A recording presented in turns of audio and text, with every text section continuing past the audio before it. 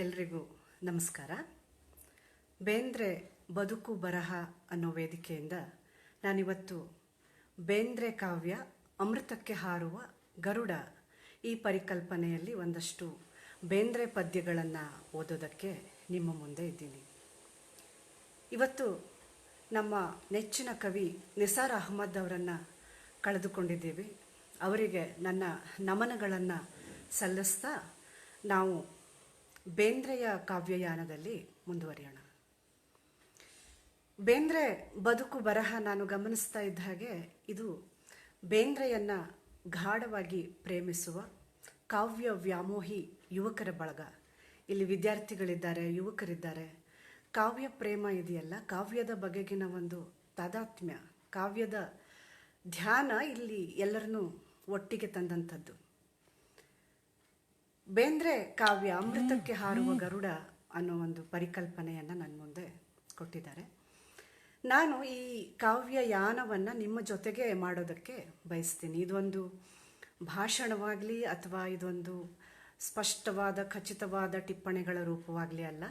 ಬೇಂದ್ರೆಯ ಬಗ್ಗೆ ನನ್ನ ಭಾವನೆಗಳನ್ನು, ನನ್ನ ಅನಿಸಿಕೆಗಳನ್ನು ಹಂಚಿಕೊಳ್ತಾ ಮಧ್ಯೆ ಮಧ್ಯೆ ಪೂರಕವಾಗಿ ಕೆಲವು ಪದ್ಯಗಳನ್ನು ಓದ್ತಾ ನಾವೆಲ್ಲ ಬೇಂದ್ರೆ ಕಾವ್ಯದಲ್ಲಿ ಮೀಯೋಣ.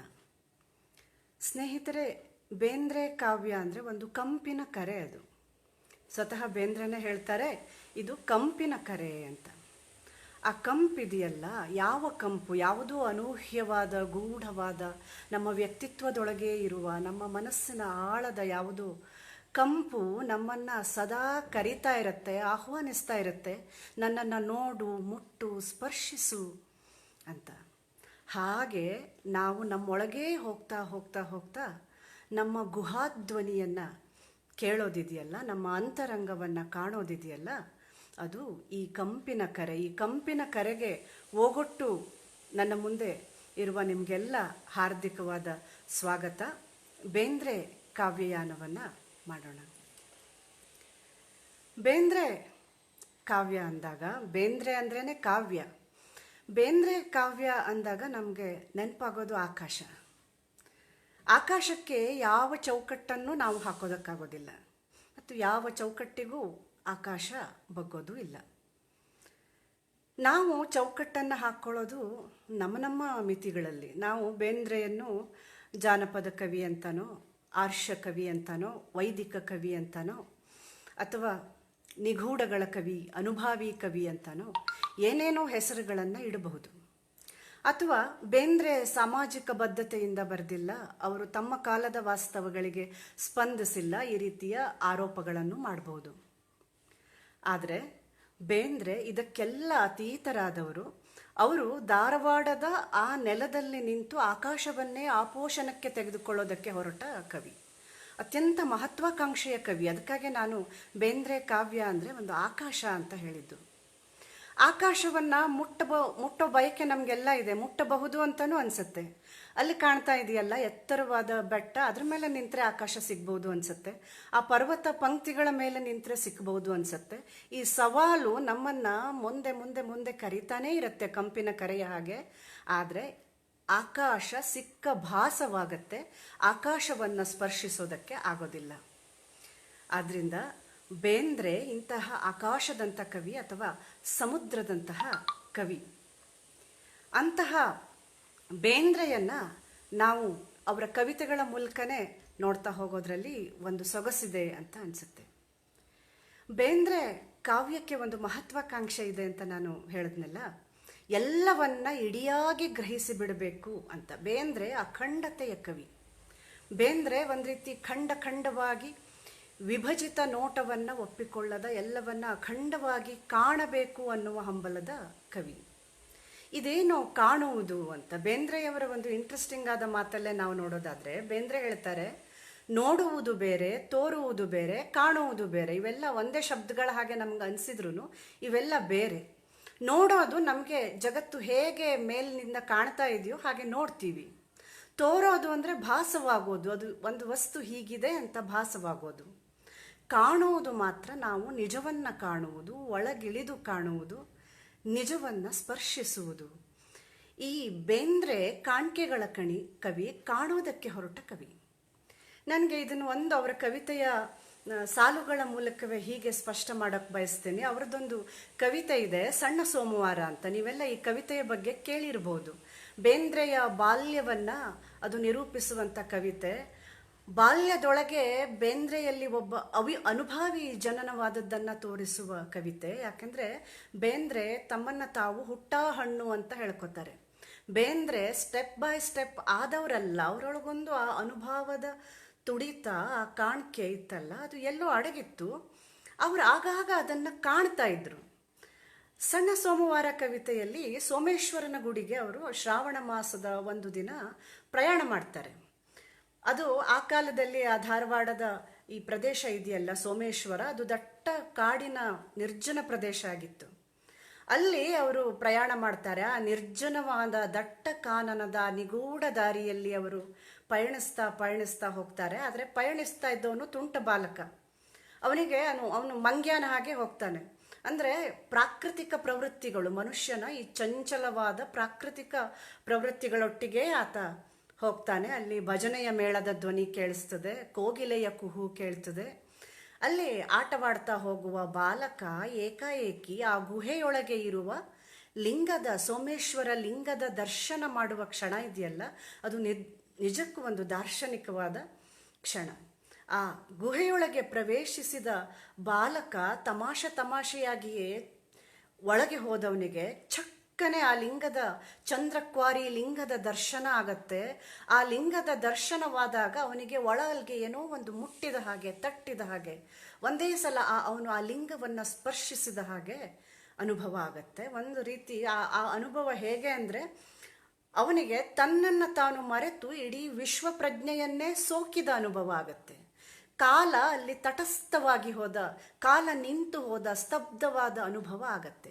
ಈ ಕಾಲ ಸ್ತಬ್ಧವಾದ ಅನುಭವದಲ್ಲಿ ನಮ್ಮ ಮನಸ್ಸು ವಿಶ್ವದ ಮನಸ್ಸಿನೊಂದಿಗೆ, ವಿಶ್ವದ ಬೃಹತ್ ಮನಸ್ಸಿನೊಂದಿಗೆ ಒಂದಾಗಿರ್ತದೆ.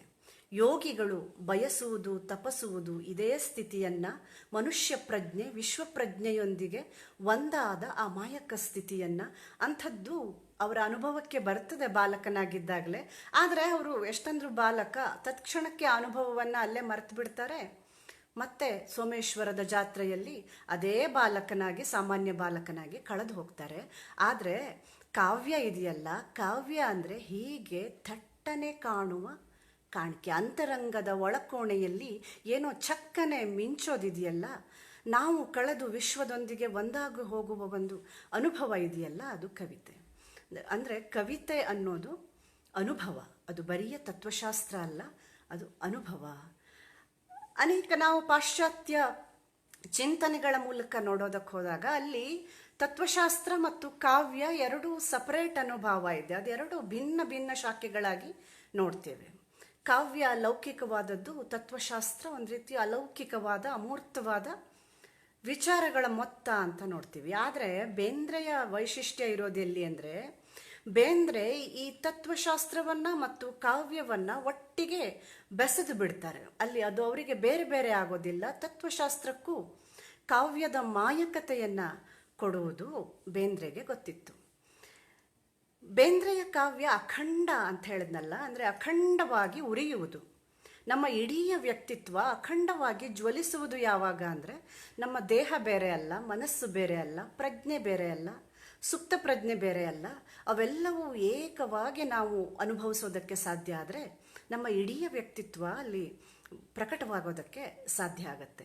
ಬೇಂದ್ರೆಯವರಿಗೆ ಕಾವ್ಯ ಅಂದರೆ ಹೊರಗಿನ ಅನುಭವ ಮಾತ್ರ ಆಗಿರಲಿಲ್ಲ, ಅದು ಸ್ವಪ್ನದ ಅನುಭವವೂ ಆಗಿತ್ತು. ಬೇಂದ್ರೆಯ ಕಾವ್ಯವನ್ನು ನೀವು ಓದಿದರೆ ಅಲ್ಲಿ ಅನೇಕ ಸ್ವಪ್ನ ದರ್ಶನಗಳು, ಸ್ವಪ್ನದ ಸ್ಮೃತಿಗಳು ನಾವು ಕಾಣ್ತೇವೆ. ಆ ಸ್ವಪ್ನದ ಅನುಭವಗಳನ್ನು ಅವರು ಕಟ್ಕೊಡ್ತಾರೆ. ಮನಸ್ಸಿನ ಸ್ತರಗಳನ್ನು ಅವ್ರು ಹೀಗೆ ಹೇಳ್ತಾರೆ, ಪರ ಪಶ್ಯಂತಿ ವಾಗ್ ವೈಖರಿ ಅಂತ. ಹಾಗೆ ಮನಸ್ಸಿನಲ್ಲಿ ವ್ಯಕ್ತ ಮನಸ್ಸು, ಕನಸು ಮತ್ತು ಸುಪ್ತ ಪ್ರಜ್ಞೆ, ಆ ಸುಷುಪ್ತಿಯ ಸ್ಥಿತಿಯನ್ನೂ ಅವರು ಕಾವ್ಯದಲ್ಲಿ ತರೋದಕ್ಕೆ ಹೋಗ್ತಾರೆ. ಕಾವ್ಯದಲ್ಲಿ ಅವರು ಬರಿಯ ಐಂದ್ರಿಕ ಅನುಭವಗಳನ್ನು ಮಾತ್ರ ತರೋದಿಲ್ಲ, ಆ ಸುಪ್ತ ಪ್ರಜ್ಞೆಯ ಅನುಭವಗಳಿಗೂ ಅವರು ಭಾಷೆಯನ್ನು ತೊಡಿಸುವ ಪ್ರಯತ್ನವನ್ನು ಬೇಂದ್ರೆ ಮಾಡೋದನ್ನು ನಾವು ನೋಡ್ತೀವಿ. ಹಾಗಿದ್ರೆ ಕಾವ್ಯ ಏನು, ಅವರಿಗೆ ಹೇಳ್ತಾರಲ್ಲ, ಇದು ಮಂತ್ರ. ಅರ್ಥ ಕೊಗ್ಗದ ಶಬ್ದಗಳ ಪವಣಿಸುವ ತಂತ್ರ ಅಂತ ಹೇಳ್ತಾರೆ. ನಾವು ಯಾವಾಗಲೂ ಕಾವ್ಯಕ್ಕೆ ಅರ್ಥ ಹುಡುಕ್ತೀವಿ ಅಲ್ವಾ? ಇದರ ಅರ್ಥ ಏನು, ಈ ಕಾವ್ಯ ಏನು ಸಂದೇಶ ಕೊಡ್ತಿದೆ, ಏನು ಅರ್ಥ ಅಂತ ಅರ್ಥದ ಗಂಟು ಬಿಚ್ಚೋದಕ್ಕೆ ತುಂಬ ಹೆಣಗಾಡ್ತೀವಿ. ಆಗ ನಮಗೆ ನಿಜವಾಗಿ ಕಾವ್ಯದ ಅಮೃತತ್ವ ದೊರಕೋದಿಲ್ಲ. ಅಮೃತಕ್ಕೆ ಹಾರುವ ಗರುಡ ಕಾವ್ಯ ಯಾವುದೋ ಒಂದು ಅಮೃತವನ್ನು ಕಾವ್ಯದ ಮೂಲಕ ಹುಡುಕ್ತಾ ಇದೆ, ಅದು ಸಿಕ್ಕೋದಿಲ್ಲ. ತರ್ಕದ ವಿನ್ಯಾಸದಲ್ಲಿ ಅದು ಸಿಕ್ಕೋದಿಲ್ಲ, ಅರ್ಥಗಳಲ್ಲಿ ಸಿಗೋದಿಲ್ಲ. ಯಾಕಂದರೆ ಅರ್ಥದ ಮೂಲಕ ನಾವು ಒಂದು ಅನುಭವವನ್ನು ಫಿಕ್ಸ್ ಮಾಡಿಬಿಡ್ತೀವಿ. ಈ ಶಬ್ದಕ್ಕೆ ಈ ಅರ್ಥ ಅಂದರೆ ಅಲ್ಲಿಗೆ ಆ ಅನುಭವ ಫಿಕ್ಸ್ ಆಗೋಯ್ತು, ಅರ್ಥದಲ್ಲಿ ಫಿಕ್ಸ್ ಆಗೋಯ್ತು. ಹೀಗೆ ಅರ್ಥದ ಬಂಧನಕ್ಕೆ ಒಳಪಡೋದಲ್ಲ ಕಾವ್ಯ. ಅರ್ಥಕ್ಕೆ ಮೀರಿದ್ದು, ತರ್ಕಕ್ಕೆ ಮೀರಿದ್ದು, ಅದು ಇಡೀ ಮನಸ್ಸಿನ ಎಲ್ಲ ಸ್ತರಗಳನ್ನು ಸ್ಪರ್ಶಿಸಿ ಇಡೀ ವ್ಯಕ್ತಿತ್ವವಾಗಿ ಅಖಂಡವಾಗಿ ಜ್ವಲಿಸೋದು ಬೇಂದ್ರೆಯವರಿಗೆ ಕಾವ್ಯ ಆಗಿತ್ತು. ಅದನ್ನು ನಾವು ಒಂದು ಅವರ ಪದ್ಯದ ಮೂಲಕನೇ ಹೀಗೆ ನೋಡೋಣ. ನಾನು ಪದ್ಯ ಓದ್ತೀನಿ. ಗಾರುಡಿಗ ಅನ್ನೋ ಕವಿತೆನೇ ಅದು. ಇದು ಮಂತ್ರ, ಅರ್ಥ ಕೊಗ್ಗದ ಶಬ್ದಗಳ ಪವಣಿಸುವ ತಂತ್ರ. ತಾನೇ ತಾನೇ ಸಮರ್ಥ ಛಂದ, ದೃಗ್ಬಂಧ ದಿಗ್ಬಂಧ, ಪ್ರಾಣದ ಕೆಚ್ಚು ಕೆತ್ತಿ ರಚಿಸಿದೆ. ಉಸಿರ ಹೆದೆಗೆ ಹೂಡಿದ ಗರಿಯ ಗುರಿಯ ನಿರೀಟ್ಟು ಬರುತ್ತಿದೆ ತೂರಿ ಲೀಲೆಯ ನನಾಯಾಸ. ಗರುಡನಂತೆರಗಿ ಬಂದಿತು ಭ್ರಮೆಯೋ ಹಮ್ಮದವೋ, ನಂಜೋ ಮರಣವೋ, ನಿದ್ದೆಯೋ ಮೋಹನವೋ, ಎಚ್ಚರಕ್ಕೆ ಕವಿದ ಮರೆವೋ, ಕನಸೋ ಕನಸು, ಎಲ್ಲವೂ ಹಾಲೋ ಹಾಲು. ಅವ್ರು ಹೇಳ್ತಾರೆ, ಇದು ಮಂತ್ರ, ಇದು ಬರೀ ಮಾತಲ್ಲ, ಮಂತ್ರ. ನಾವು ಮಂತ್ರ ಅಂದ ಕೂಡಲೇ ಎಲ್ಲೋ ಧಾರ್ಮಿಕ ಅರ್ಥಗಳಿಗೆ ಹೋಗಬೇಕಾದಿಲ್ಲ. ಮಾತು ಮಂತ್ರವಾದಗೋದು ಯಾವಾಗ ಅಂದರೆ ಮಾತಿಗೆ ದರ್ಶನದ ಗುಣ ಬಂದಾಗ, ಮಾತು ನಮ್ಮ ಗುಹಾಧ್ವನಿಯಾದಾಗ, ನಮ್ಮ ಒಳಧ್ವನಿಯಾದಾಗ ಅದು ಕಾಣಿಕೆಯಾಗತ್ತೆ. ಮಾತು ಮಂತ್ರವಾಗುವಲ್ಲಿ ಕಾವ್ಯ ಹುಟ್ಟತ್ತೆ. ಅದೇ ಮುಂದೆ ಹೇಳ್ತಾರೆ, ಇದು ಶಬ್ದಗಳ ಪವಣಿಸುವ ತಂತ್ರ.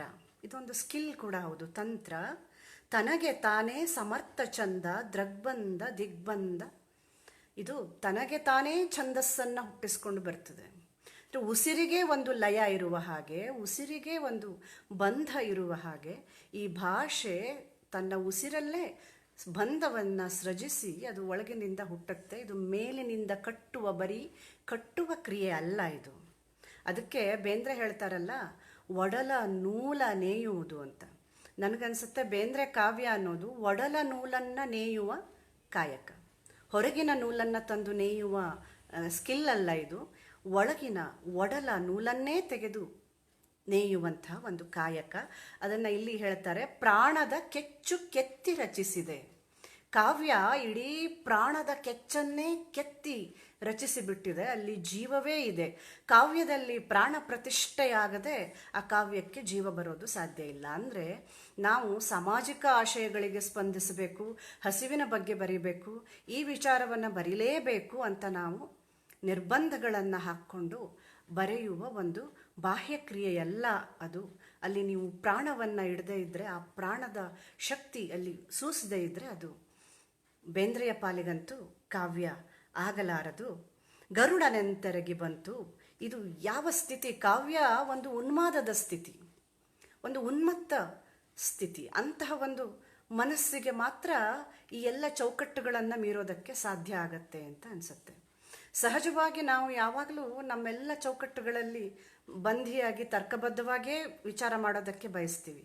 ಆದರೆ ಒಂದು ಹುಚ್ಚು, ಒಂದು ಉನ್ಮನಿ ಇಲ್ಲದೆ ಇದ್ದರೆ ಕಾವ್ಯ ಆಗೋದಿಲ್ಲ. ಆ ಉನ್ಮನಿಯನ್ನು ಬೇಂದ್ರೆ ಎಲ್ಲಿಂದ ಪಡ್ಕೋತಾ ಇದ್ರು ಅಂದರೆ, ಅದೇನು ಅಲೌಕಿಕ ಅಲ್ಲ, ಲೌಕಿಕದ ಬದುಕಿನಿಂದಲೇ ಅವರು ಆ ಉನ್ಮನಿಯನ್ನು ಪಡ್ಕೋತಾ ಇದ್ರು, ಆ ಗುಂಗನ್ನು ಪಡ್ಕೋತಾ ಇದ್ರು. ವಿಶೇಷ ಏನು ಅಂದರೆ, ಬೇಂದ್ರೆಗೆ ಲೌಕಿಕ ಬೇರೆ ಅಲ್ಲ, ಅಲೌಕಿಕ ಬೇರೆ ಅಲ್ಲ. ಲೌಕಿಕದಲ್ಲೇ ಅಲೌಕಿಕ ಅನುಭವವನ್ನು ಪಡೆಯುವ, ಲೌಕಿಕ ಅಲೌಕಿಕ ಎನ್ನೋದನ್ನು ದ್ವಂದ್ವಾರ್ಥದಲ್ಲಿ ನೋಡದೆ, ದ್ವಂದ್ವವಾಗಿ ಗ್ರಹಿಸದೆ, ಅದನ್ನು ಏಕವಾಗಿ ಗ್ರಹಿಸುವ ಒಂದು ಶಕ್ತಿ ಬೇಂದ್ರೆಯವರದ್ದು. ಆದ್ದರಿಂದ ಇದು ಅಲೌಕಿಕ ಅನ್ನೋದನ್ನು ಲೌಕಿಕದಲ್ಲಿ ಕಾಣ್ತಾರೆ. ಹೇಗೆ ಅಂದರೆ, ಬೇಂದ್ರೆಗೆ ಜಾನಪದ ಬದುಕು ತುಂಬ ಕಾಡಿದೆ. ಅವರ ಕವಿತೆಯಲ್ಲೂ ಅದು ಕಾಣುತ್ತೆ. ಆ ಜಾನಪದ ಮಟ್ಟುಗಳು, ಆ ಜಾನಪದ ಅನುಭವ, ಆ ಜಾನಪದ ಸೊಗಡನ್ನು ನಾವು ಕಾಣ್ತೀವಲ್ಲ. ಬೇಂದ್ರೆ ಗೊಂದಲಿಗರ ಹಾಡಿಗೆ ಮರಳಾಗ್ತಾ ಇದ್ರು. ಗೊಂದಲಿಗರು ಹಾಡನ್ನು ನೀವು ನೋಡಿದರೆ, ಉತ್ತರ ಕರ್ನಾಟಕ ಭಾಗದ ಈ ಗೊಂದಲಿಗರ ಹಾಡಿದೆಯಲ್ಲ, ಒಂದು ಉನ್ಮನಿಯಲ್ಲಿ ಉನ್ಮತ್ತರಾಗಿ ಅವರು ಆ ಭಕ್ತಿಯ ಉನ್ಮನಿಯಲ್ಲಿ ನರ್ತಿಸ್ತಾರಲ್ಲ, ಆ ಗೊಂದಲಿಗರ ಆ ನಾದ, ಆ ಉನ್ಮಾದ, ಆ ಕುಣಿತದ ಗುಂಗು, ಅದು ಬೇಂದ್ರೆಯವರಿಗೆ ತುಂಬ ಇಷ್ಟ ಆಗ್ತಿತ್ತು. ಆ ಗುಂಗನ್ನು ಹಾಗೆ ಮೊಹರಂ ಪದಗಳಲ್ಲಿ, ಅಲಾಯಿ ಪದಗಳಲ್ಲಿ ಇರುವ ಆ ಗುಂಗು, ಅದು ಯಾವುದೇ ಜಾತಿ ಧರ್ಮಗಳಿಗೆ ಅತೀತವಾಗಿ ಅಥವಾ ಜಾನಪದ, ಶಿಷ್ಟ, ಆರ್ಷೇಯ ಅಥವಾ ಶಿಷ್ಟ, ಹೊಸದು, ಹಳೆಯದು ಇಂತಹ ಯಾವುದೇ ತೊಡಕಿಗೆ, ದ್ವಂದ್ವಗಳಿಗೆ ಸಿಕ್ಕಿಕೊಳ್ಳದ ಬೇಂದ್ರೆ ಜನಪದರ ಬದುಕಿನಲ್ಲಿರುವ ಉನ್ಮನಿಯನ್ನು, ಈ ಗುಂಗನ್ನು, ಲೌಕಿಕದಲ್ಲೇ ಇರುವ ಆ ಅಲೌಕಿಕತೆಯನ್ನು ಹಿಡಿದು ಅದನ್ನು ಪದಗಳ ಮೋಡಿಯಲ್ಲಿ ಕಟ್ಟುವ ಆ ಗಾರುಡಿಗತನ ಬೇಂದ್ರೆಗೆ ಇತ್ತು. ಅದನ್ನು ನಾವು ಈ ಕವಿತೆಯಲ್ಲಿ ಕೂಡ ನೋಡ್ತೀವಿ. ಬೇಂದ್ರೆ ಒಂದು ರೀತಿ ವಿಶ್ವ ಮೈತ್ರಿಯನ್ನು ಬಯಸ್ತಾ ಇದ್ದ ಕವಿ. ಅವರ ಕವಿತೆಗಳಲ್ಲಿ ನಾವು ವಿಶ್ವ ಮೈತ್ರಿಯನ್ನು ಕಾಣ್ತೇವೆ. ಏನಿದು, ಒಂದು ದೊಡ್ಡದನ್ನು ಅಮೃತಕ್ಕೆ ಹಾರುವ ಗರುಡ ಅಂದಾಗ ಇವರು ಕನಸುವ ಅಮೃತತ್ವ ಯಾವುದು? ಅದನ್ನು ನಾವು ಬೇಂದ್ರೆಯವರ ಮಾತಿನಲ್ಲೇ ಹೀಗೆ ನೋಡೋದಾದರೆ, ಬೇಂದ್ರೆಯವರು ಏನು ಹೇಳ್ತಾರಲ್ಲ, ಕಾವ್ಯ ಅಮೃತಕ್ಕೆ ಹಾರುವ ಗರುಡ, ಅವನ ಗರಡಿಯಲ್ಲಿ ನವೋನವ ಗಾರುಡ ಮಂತ್ರ ಒಡಮೂಡಬೇಕು. ಅವನ ಗರಿಯಲ್ಲಿಯೂ ಶರಣಾಗುವ ಶರಭಾವ ಇರುವುದು. ಕಾವ್ಯವೂ ಕರ್ಮ, ಅದು ಪುರುಷಾರ್ಥ ಪೂರ್ಣವಾಗದೆ ಬರೀ ಪ್ರಕೃತಿ ವಿಲಾಸವಾಗದಿರಲಿ ಎಂಬುದೇ ಕಾವ್ಯೋದ್ಯೋಗ ಅಂತ ಅವರು ಹೇಳ್ತಾರೆ. ಕಾವ್ಯ ಅವರ ಪಾಲಿಗೆ ಉತ್ ಯೋಗ, ಅವರೊಂದು ಟರ್ಮ್ ಬಳಸ್ತಾರೆ, ಕಾವ್ಯೋದ್ಯೋಗ ಅಂತ. ಸೊ ಅದು ಕಾವ್ಯ ಅಂದರೆ ಉದ್ಯೋಗ ಅಂತ ಅರ್ಥ ಅಲ್ಲ. ಕಾವ್ಯ ಉತ್ ಯೋಗ, ನಮ್ಮನ್ನು ಉನ್ನತ ನೆಲೆಗೆ, ಮನಸ್ಸಿನ ಉನ್ಮನಿಗೆ ಕರೆದುಕೊಂಡು ಹೋಗುವಂತಹ ಯೋಗ ಅದು ಅಂತ ಹೇಳ್ತಾರೆ. ಕಾವ್ಯ ಅನ್ನೋದು ಬರೀ ವಿಲಾಸ ಅಲ್ಲ, ರಚನೆಯ ತಂತ್ರ ಅಲ್ಲ, ಅದು ಬರಿಯ ವರ್ಣನೆಯ ಕಣ್ಕಟ್ಟು ಅಲ್ಲ. ಕಾವ್ಯ ಅನ್ನೋದು ಅದು ಉದ್ಯೋಗವಾಗಿ ಅವರಿಗೆ ಕಂಡಿತ್ತು. ಕಾವ್ಯ ಬರಿಯ ಐಹಿಕ ರಾಜಕಾರಣ ಅಲ್ಲ ಅಂತ ಅವರು ಹೇಳ್ತಾರೆ. ಅದೇ ಇದು ಮಂತ್ರ ಅನ್ನುವುದರಲ್ಲೂ ನಾವು ಅದೇ ಮಾತನ್ನೇ ನೋಡ್ತೀವಿ. ಹಾಗೆ ಬೇಂದ್ರೆ ಬಯಸಿದ ಈ ಅಮೃತ ನಮಗೆ ಅಲ್ಲಿ ಅಕ್ಕ ಮಹಾದೇವಿನೂ ನೆನಪಾಗ್ತಾಳೆ, ಅಲ್ಲಮನೂ ನೆನಪಾಗ್ತಾನೆ. ಅಕ್ಕ ಮಹಾದೇವಿ ಹೇಳ್ತಾರಲ್ಲ, ಈ ಸಾವ ಕೆಡುವ ಗಂಡರ ನೊಲ್ಲೆ ನಾನು ಅಂತ. ಸಾವ ಕೆಡುವ ಗಂಡರ ನೊಲ್ಲೆ ಅಂದರೆ ಅವಳು ಬಯಸ್ತಾ ಇದ್ದ ಆ ಅಮೃತತ್ವ ಅವಳಿಗೆ ಚನ್ನಮಲ್ಲಿಕಾರ್ಜುನನಲ್ಲಿ ಕಾಣ್ತದಲ್ಲ, ಅಲ್ಲಿ ಅಕ್ಕ ಬಯಸುವ ಅಮೃತತ್ವ ಯಾವುದು? ಅಥವಾ ಯಾವುದೇ ಒಬ್ಬ ಸಾಧಕ ಯೋಗಿನಿ ಬಯಸಿದ ಆ ಅಮೃತತ್ವ ಯಾವುದು? ಬೇಂದ್ರೆ ಕೂಡ ಅದನ್ನು ಹುಡುಕ್ತಾರಲ್ಲ, ಕನಸ್ತಾರಲ್ಲ. ಒಂದು ರೀತಿಯಲ್ಲಿ ಬೇಂದ್ರೆ ಅಲ್ಲಮನಂತಹ ಕವಿ. ಕನ್ನಡದ ಕಾವ್ಯ ಪರಂಪರೆಯನ್ನು ನಾವು ನೋಡಿದ್ರೆ ಅಲ್ಲಮ ಮತ್ತು ಬೇಂದ್ರೆಗೆ ಸಿಮಿಲಾರಿಟಿ ಕಾಣಿಸ್ತದೆ. ಬೇಂದ್ರೆ ಕೂಡ ಕಾಣಬೇಕಿತ್ತು, ಅವರಿಗೆ ನೋಡುವುದಲ್ಲ ಕಾಣಬೇಕಿತ್ತು. ಅಮೃತತ್ವ ಎಲ್ಲಿದೆ ಅಂದರೆ ಅದು ನಮ್ಮಲ್ಲೇ ಇದೆ, ನಮ್ಮ ನಡುವೆಯೇ ಇದೆ, ಅಥವಾ ನಮ್ಮೊಳಗೇ ಇದೆ, ಎಲ್ಲೋ ಹೊರಗಿಲ್ಲ. ನಾವು ಅದನ್ನು ಯುದ್ಧ ಮಾಡಿ ಪಡಿಬೇಕಾಗಿಲ್ಲ, ಆದರೆ ಅದನ್ನು ಕಾಣಬೇಕು. ಹೇಗೆ ಕಾಣಬೇಕು, ಅದು ಹೇಗೆ ಕಾಣದೇ ಇದೆ ಅನ್ನೋದಕ್ಕೆ ನಾವು ಅಲ್ಲಮನಿಗೆ ಹೋದರೆ, ಅಲ್ಲಮನ ಈ ವಚನ ನಿಮಗೆಲ್ಲ ಗೊತ್ತಿದೆ. ಶಿಲೆಯೊಳಗಣ ಪಾವಕದಂತೆ, ಬೀಜದೊಳಗಣ ವೃಕ್ಷದಂತೆ, ಶಬ್ದದೊಳಗಿನ ನಿಶ್ಶಬ್ದದಂತೆ. ಗುಹೇಶ್ವರನ ಇರುವನ್ನು ಅಲ್ಲಮ ಕಾಣೋದು ಶಿಲೆಯೊಳಗಣ ಬೆಂಕಿಯಂತೆ, ಬೀಜದೊಳಗಿನ ವೃಕ್ಷದಂತೆ, ಶಬ್ದದೊಳಗಿನ ನಿಶ್ಶಬ್ದದಂತೆ. ಇವು ಕಾಣುವ ವಸ್ತುವಿನಲ್ಲಿ ಕಾಣದೇ ಅಡಗಿವೆ. ಕಲ್ಲಿನಲ್ಲಿ ಬೆಂಕಿ ಇದೆ, ಆದರೆ ಕಾಣ್ತಾ ಇಲ್ಲ, ಕಲ್ಲು ಕಾಣ್ತಾ ಇದೆ. ಬೀಜದೊಳಗೆ, ಸಾಸಿವೆ ಕಾಳಿನಷ್ಟು ಚಿಕ್ಕ ಬೀಜದೊಳಗೆ ಆಲದ ಮರವೇ ಅಡಗಿದೆ, ಆದರೆ ಆಲದ ಮರ ಕಾಣೋದಿಲ್ಲ, ಬೀಜ ಕಾಣ್ತಾ ಇದೆ. ಶಬ್ದ ಕೇಳ್ತಾ ಇದೆ, ಆದರೆ ಅದರ ಹಿಂದೆ ಒಂದು ಅಪಾರ ನಿಶ್ಶಬ್ದ ಕಾಣದೇ ಕೂತಿದೆ. ಕಾಣುವ ಪ್ರಕೃತಿಯ ಹಿಂದೆ ಕಾಣದೇ ಅಡಗಿರುವ ಚೈತನ್ಯ ಇದೆಯಲ್ಲ, ಈ ಅಮೃತತ್ವವನ್ನು ಬೇಂದ್ರೆ ಕಾವ್ಯ ಧ್ಯಾನಿಸ್ತದೆ ಮತ್ತು ಅದನ್ನು ಹೀರುವ ಭೃಂಗದ ಕೆಲಸವನ್ನು ಬೇಂದ್ರೆ ಕಾವ್ಯ ಮಾಡೋದನ್ನು ನಾವು ನೋಡ್ತೇವೆ. ನಮ್ಮೊಳಗೆ ಇರುವ ಈ ನಿಗೂಢ ನಿಲ್ದಾಣಗಳನ್ನು ಬೇಂದ್ರೆ ಅಂತರ್ಮುಖಿಯಾಗಿ ಹುಡುಕ್ತಾರೆ. ವ್ಯಕ್ತದೊಳಗಿನ ಅವ್ಯಕ್ತವನ್ನು, ಶಬ್ದದೊಳಗಿನ ನಿಶ್ಶಬ್ದವನ್ನು ಹೋಗ್ತಾರೆ. ಇದು ಇಂಟ್ರಾವರ್ಟ್ ಆದಾಗ ಮಾತ್ರ ಸಿಗಬಲ್ಲದು. ಆದರೆ ನೀವು ಬೇರೆ ಎಲ್ಲೋ ಹೋಗಬೇಕಾಗಿಲ್ಲ, ಅದಕ್ಕೆ ಹಿಮಾಲಯಕ್ಕೆ ಹೋಗಬೇಕಾಗಿಲ್ಲ. ಬೇಂದ್ರೆ ಆ ರೀತಿಯ ವಿರಾಗಿ ಅಲ್ಲ, ಯಾಕಂದರೆ ಕಾವ್ಯಕ್ಕೆ ರಾಗ ಬೇಕು, ವೈರಾಗ್ಯ ಅಲ್ಲ. ಬೇಂದ್ರೆ ವೈರಾಗ್ಯದಿಂದ ಇದನ್ನೆಲ್ಲ ಹೇಳಿದರು ಅಂತಲ್ಲ, ಅಲ್ಲಿ ರಾಗ ಇತ್ತು. ಲೌಕಿಕದಲ್ಲಿಯೇ ಅವರದನ್ನು ಕಾಣಬಲ್ಲರು, ಲೌಕಿಕದ ಕಾಮದಲ್ಲಿಯೇ ಆ ಅಮೃತವನ್ನು ಅವರು ಕಾಣಬಲ್ಲವರಾಗಿದ್ದರು. ಅದನ್ನು ನಾವು ಅನೇಕ ಕವಿತೆಗಳ ಮೂಲಕ ನೋಡ್ಬೋದು. ಹಾಗೆ ಬೇಂದ್ರೆ ತಮ್ಮನ್ನು ಹೇಗೆ ಡಿಫೈನ್ ಮಾಡ್ಕೋತಾರೆ ಅನ್ನೋದು, ನಾನು ಅನ್ನುವ ಒಂದು ಕವಿತೆಯನ್ನು, ಬೇಂದ್ರೆಯ ನಾನು ಅನ್ನೋ ಕವಿತೆಯನ್ನು ನಾನು ಓದೋದಕ್ಕೆ ಇಲ್ಲಿ ಇಷ್ಟಪಡ್ತೀನಿ. ಬೇಂದ್ರೆ ವಿಶ್ವ ಮೈತ್ರಿಯನ್ನು ಬಯಸ್ತಾರೆ ಅಂತ ನಾನು ಹೇಳಿದೆ.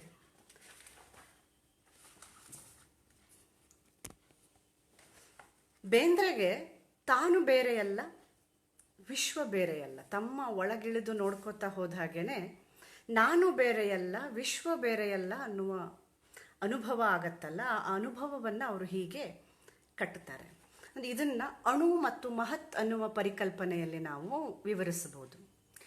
ಬೇಂದ್ರೆ ಕಾವ್ಯ ತುಂಬ ವಿರಾಟ್ ಆದದ್ದು, ಅದು ಮಹತ್ತನ್ನು ಧ್ಯಾನಿಸೋದು, ಆಕಾಶ ಅಂತ ನಾನು ಹೇಳಿದೆ. ಆದರೆ ಇದು ಹೇಗೆ ಆಗಿದೆ ಅಂದರೆ ಅಣುಗಳಿಂದ ಆಗಿದೆ. ಒಂದು ಬೃಹತ್ ವಸ್ತು ಅಣುವಿನಿಂದಲೇ ಆಗಬೇಕು ತಾನೆ. ಒಂದು ಚಿಕ್ಕದು ಕೂಡ ಮುಖ್ಯ ಅಲ್ಲಿ. ಚಿಕ್ಕದು ಮತ್ತು ದೊಡ್ಡದು ಅನ್ನುವ ದ್ವಂದ್ವ ವೈರುಧ್ಯ ಇಲ್ಲ. ಕತ್ತಲು ಬೆಳಕು, ಚಿಕ್ಕದು ದೊಡ್ಡದು, ಇಂತಹ ದ್ವಂದ್ವ ವೈರುಧ್ಯಗಳ ಆಚೆ ಇರುವ ಅಖಂಡತೆಯನ್ನು ಧ್ಯಾನಿಸುವ ಅಲ್ಲಮ ಮತ್ತು ಬೇಂದ್ರೆ ಕನ್ನಡ ಪರಂಪರೆಯ ಒಂದು ರತ್ನಗಳು. ಹಾಗಿದ್ರೆ ನಾನು ಅನ್ನುವ ಅಣು ವಿಶ್ವದ ಭಾಗ. ವಿಶ್ವದ ಭಾಗ ಆದಾಗ ನನಗೂ ಕೂಡ ವಿಶ್ವದ ವಿರಾಟ್ ಸ್ವರೂಪ ಬಂದ್ಬಿಡ್ತದೆ. ಅಂದರೆ ವಿರಾಟ್ ವಿಶ್ವದಲ್ಲಿ ನಾನು ಅನ್ನೋದು ಒಂದು ಅಣು. ನಾವು ಸಮುದ್ರವನ್ನೇ ತಗೊಂಡ್ರೆ ಹನಿ ಹನಿಗಳೂ ಸೇರಿ ಸಮುದ್ರ. ಸಮುದ್ರದಿಂದ ಒಂದು ಹನಿಯನ್ನು ಪ್ರತ್ಯೇಕಿಸಿದರೆ ಅದು ನಾನು. ಅಂದರೆ ಅಣು ಮತ್ತು ಮಹತ್ತುಗಳ ಈ ಮಿಲನ ಇದೆಯಲ್ಲ, ಈ ಸಂಯೋಜನೆ ಇದೆಯಲ್ಲ, ಇದನ್ನು ನಾನು ಅನ್ನುವ ಅವರ ಕವಿತೆ ಅದ್ಭುತವಾಗಿ ಹೇಳುತ್ತೆ ಅಂತ ಅನಿಸುತ್ತೆ ನನಗೆ. ಹೀಗಿದೆ ಆ ಕವಿತೆ. ವಿಶ್ವಮಾತೆಯ ಗರ್ಭ ಕಮಲ ಜಾತ ಪರಾಗ ಪರಮಾಣು ಕೀರ್ತಿ ನಾನು. ಭೂಮಿ ತಾಯಿಯ ಮೈಯ ಹಿಡಿಮಣ್ಣ ಗುಡಿ ಕಟ್ಟಿ ನಿಂತಂತ ಮೂರ್ತಿ ನಾನು. ಭರತ ಮಾತೆಯ ಕೋಟಿ ಕಾರ್ತಿಕೋತ್ಸವದಲ್ಲಿ ಮಿನುಗುತಿಹ ಜ್ಯೋತಿ ನಾನು. ಕನ್ನಡದ ತಾಯಿ ತಾವರೆಯ ಪರಿಮಳವುಂಡು ಬೀರುತಿಹ ಗಾಳಿ ನಾನು. ವಿಶ್ವಮಾತೆಯ ಗರ್ಭದ ಒಂದು ಪರಾಗ ನಾನು, ಗರ್ಭ ಕಮಲದ ಪರಾಗ ಪರಮಾಣು ನಾನು. ವಿಶ್ವಮಾತೆಯ ಗರ್ಭದ ಒಂದು ಪರಾಗದ ಪರಮಾಣು ನಾನು ಅಂತ. ಈ ಇಡೀ ಚೈತನ್ಯಮಯ ಸೃಷ್ಟಿ ಇದೆಯಲ್ಲ, ವಿಶ್ವಗರ್ಭ ಇದೆಯಲ್ಲ, ಅದರ ಒಂದು ಸಣ್ಣ ಪರಮಾಣು ನಾನು. ಭೂಮಿ ತಾಯಿಯ ಹಿಡಿಮಣ್ಣನ್ನೇ ಗುಡಿ ಕಟ್ಟಿ ನಿಂತಂಥ ಮೂರ್ತಿ ನಾನು. ಅಮೂರ್ತ ಮೂರ್ತವಾಗುವುದೇ ಸೃಷ್ಟಿ. ಅಮೂರ್ತವಾದ ಮಣ್ಣು ಮೂರ್ತಿಯಾಗುವುದಿದೆಯಲ್ಲ, ಅಥವಾ ಆಕಾರವಿಲ್ಲದ ಮಣ್ಣು ಆಕಾರಗೊಳ್ಳುವುದಿದೆಯಲ್ಲ ಸೃಷ್ಟಿ. ಬೇಂದ್ರೆಯವರ ಇನ್ನೊಂದು ಕವಿತೆ ಪ್ರಳಯ ಮತ್ತು ಸೃಷ್ಟಿಯಲ್ಲೂ ಹಾಗೆ ಇದೆ. ನಿರಾಕಾರ ಅನ್ನೋದು ಪ್ರಳಯ, ನಿರಾಕಾರದಿಂದ ಆಕಾರ ಮೂಡೋದು ಸೃಷ್ಟಿ. ಹಾಗೆ ಮಣ್ಣು ಮೂರ್ತಿಗೊಂಡಿದ್ದು, ಮಣ್ಣಾದಾಗ ಅದು ನಿರಾಕಾರ, ಮೂರ್ತಿಗೊಂಡಿದ್ದೇನೆ. ಕನ್ನಡದ ತಾಯಿ ತಾವರೆಯ ಪರಿಮಳವುಂಡು ಬೀರುತಿಹ ಗಾಳಿ ನಾನು. ವಿಶ್ವ ಮಾತೆಯ ಪರಮಾಣುವಾದ ನಾನು. ಭಾರತ ಅನ್ನುವ ರಾಷ್ಟ್ರ ಪರಿಕಲ್ಪನೆ ಬಂದಾಗ ಭಾರತೀಯ, ಕನ್ನಡದ ಎಲ್ಲ ಸಾರಸತ್ವವನ್ನು ಹೀರಿಕೊಂಡ ಕನ್ನಡದ ಪರಿಮಳವನ್ನು ಬೀರುವ ಗಾಳಿಯೂ ಹೌದು. ಅಷ್ಟೇ ಅಲ್ಲ, ನನ್ನ ತಾಯಿಯ ಹಾಲು ನೆತ್ತರವ ಕುಡಿದಂಥ ಜೀವಂತ ಮಮತೆ ನಾನು. ಈ 5 ಐದೆಯರ ಪಂಚ ಪ್ರಾಣಗಳಾಗಿ ಈ ಜೀವ ದೇಹ ನಿಹನು. ಸ್ವತಃ ತಾಯಿಯ ಮಗ ನಾನು, ಅಂಬಿಕೆಯ ಮಗನೂ ನಾನು, ಅಂಬಿಕೆಯ ಜೀವಂತ ಮಮತೆ ನಾನು ಅಂತ ಹೇಳ್ತಾರೆ. ಇಲ್ಲಿ ವಿಶೇಷ ಏನು ಬೇಂದ್ರೆಯವರದ್ದು ಅಂದರೆ, ಎಲ್ಲರೂ ತಂದೆಯ ಹೆಸರಿನ ಮೂಲಕ ಗುರುತಿಸಿಕೊಳ್ಳುವ ಈ ಪಿತೃಪ್ರಧಾನ ರಚನೆಯಲ್ಲಿ ಬೇಂದ್ರೆ ತಾನು ಅಂಬಿಕೆಯ ಮಗ ಅಂತ ಹೇಳ್ಕೊತಾರೆ, ಗೋದುಬಾಯಿಯ ಮೊಮ್ಮಗ ಅಂತ ಹೇಳ್ಕೊತಾರೆ. ಇಲ್ಲಿ ತಾಯಿಯ ಮೂಲಕ ತಮ್ಮನ್ನು ಗುರುತಿಸ್ಕೊಳ್ಳೋದಿದೆಯಲ್ಲ, ಇವರ ಪಾಲಿಗೆ ತಾಯಿ ಅನ್ನೋಳು ಬರೀ ಹೆತ್ತ ತಾಯಿ ಮಾತ್ರ ಅಲ್ಲ, ಅವಳೆಲ್ಲ ಜೀವ ಮೂಲ ಆಗಿದ್ಲು. ಆ ಯಾವ ಮೂಲದಿಂದ ನಾನು ಬಂದಿದ್ದೀನಿ ಅನ್ನೋದನ್ನು ಅವರು ಹುಡುಕೋಕೆ ಹೊಡ್ತಾರಲ್ಲ, ಅದಕ್ಕೆ, ಆ ಹುಡುಕಾಟಕ್ಕೆ ತಾಯಿ ಕೂಡ ಒಂದು ರೂಪಕ.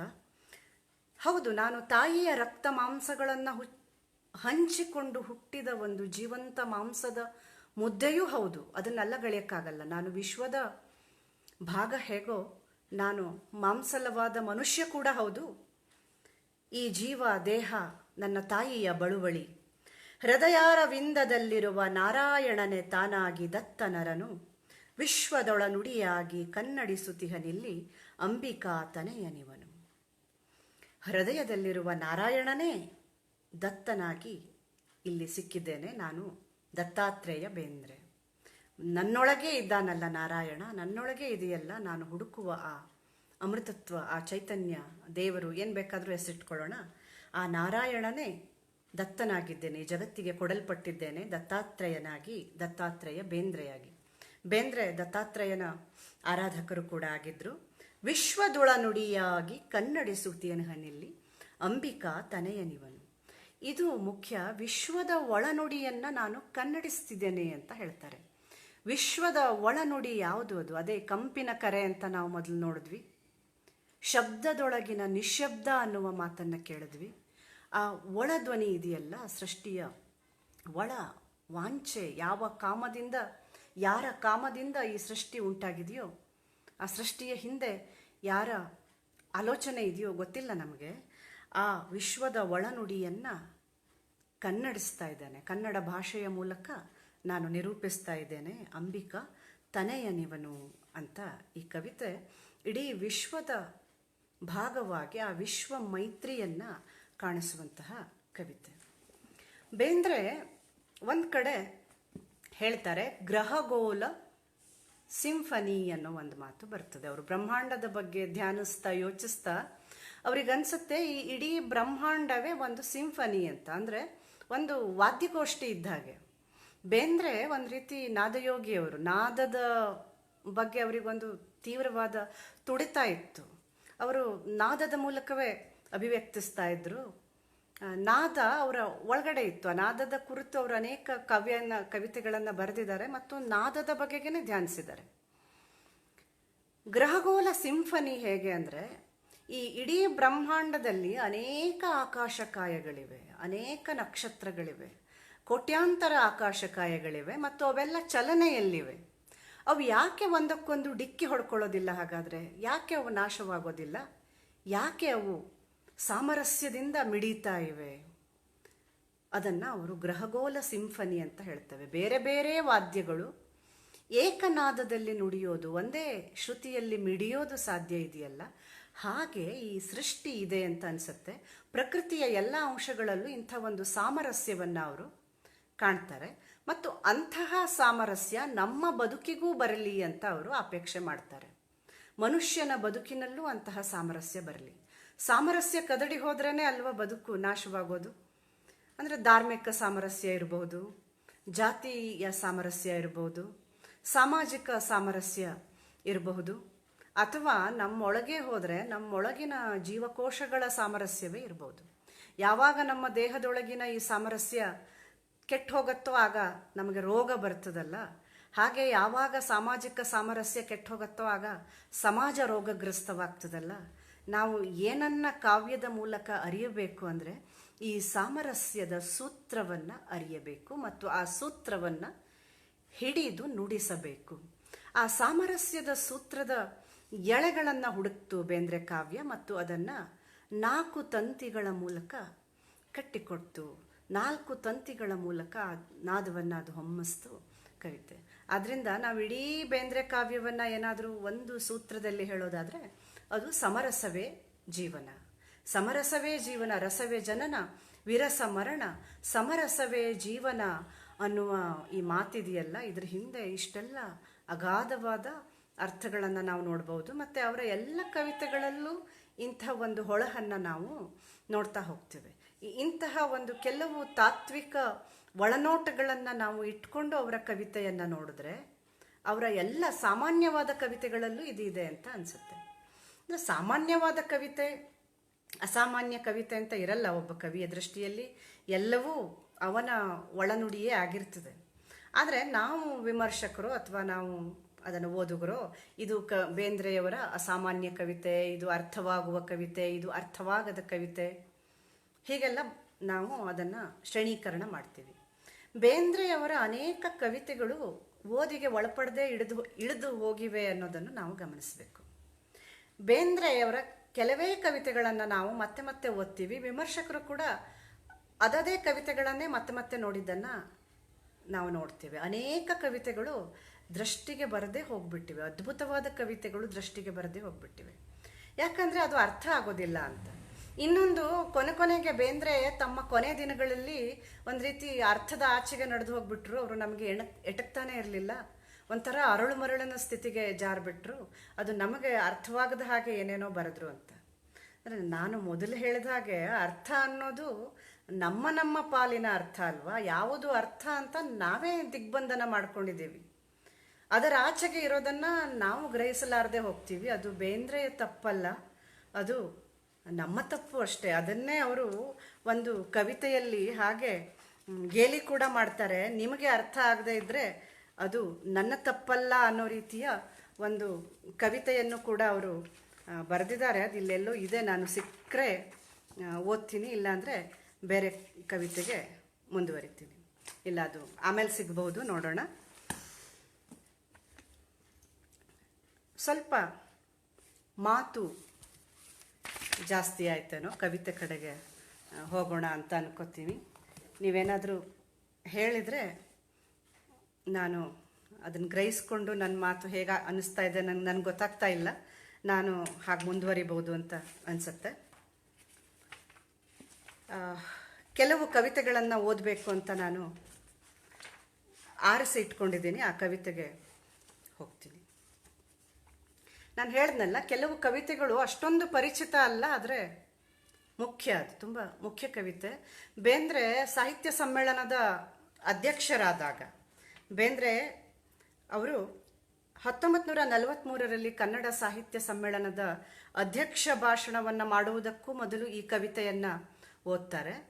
ಹಾಗೆ ಬಹುಶಃ ನನಗೆ ತಿಳಿದ ಮಟ್ಟಿಗೆ ಅವರು ಪದ್ಮಶ್ರೀಯನ್ನು ಸ್ವೀಕರಿಸುವಾಗಲೂ ಈ ಕವಿತೆಯನ್ನು ಓದಿದ್ರು ಅಂತ ಅನಿಸುತ್ತೆ. ಬೇಂದ್ರೆಯವರಿಗೂ ಅದು ಮಹತ್ವದ ಕವಿತೆ. ಅದು ಗಾಯತ್ರಿ ಸೂಕ್ತ ಅನ್ನೋ ಕವಿತೆ. ಈ ಕವಿತೆಯನ್ನು ಸಾಮಾನ್ಯವಾಗಿ ಬೇಂದ್ರೆಯನ್ನು ಓದ್ದವರು, ಸಾಮಾನ್ಯವಾಗಿ ಓದ್ಕೊಂಡವರು ಓದಿರ್ಲಿಕ್ಕಿಲ್ಲ ಅಂತ ನನ್ನ ಭಾವನೆ. ಅದು ತಪ್ಪು ಇರಬಹುದು.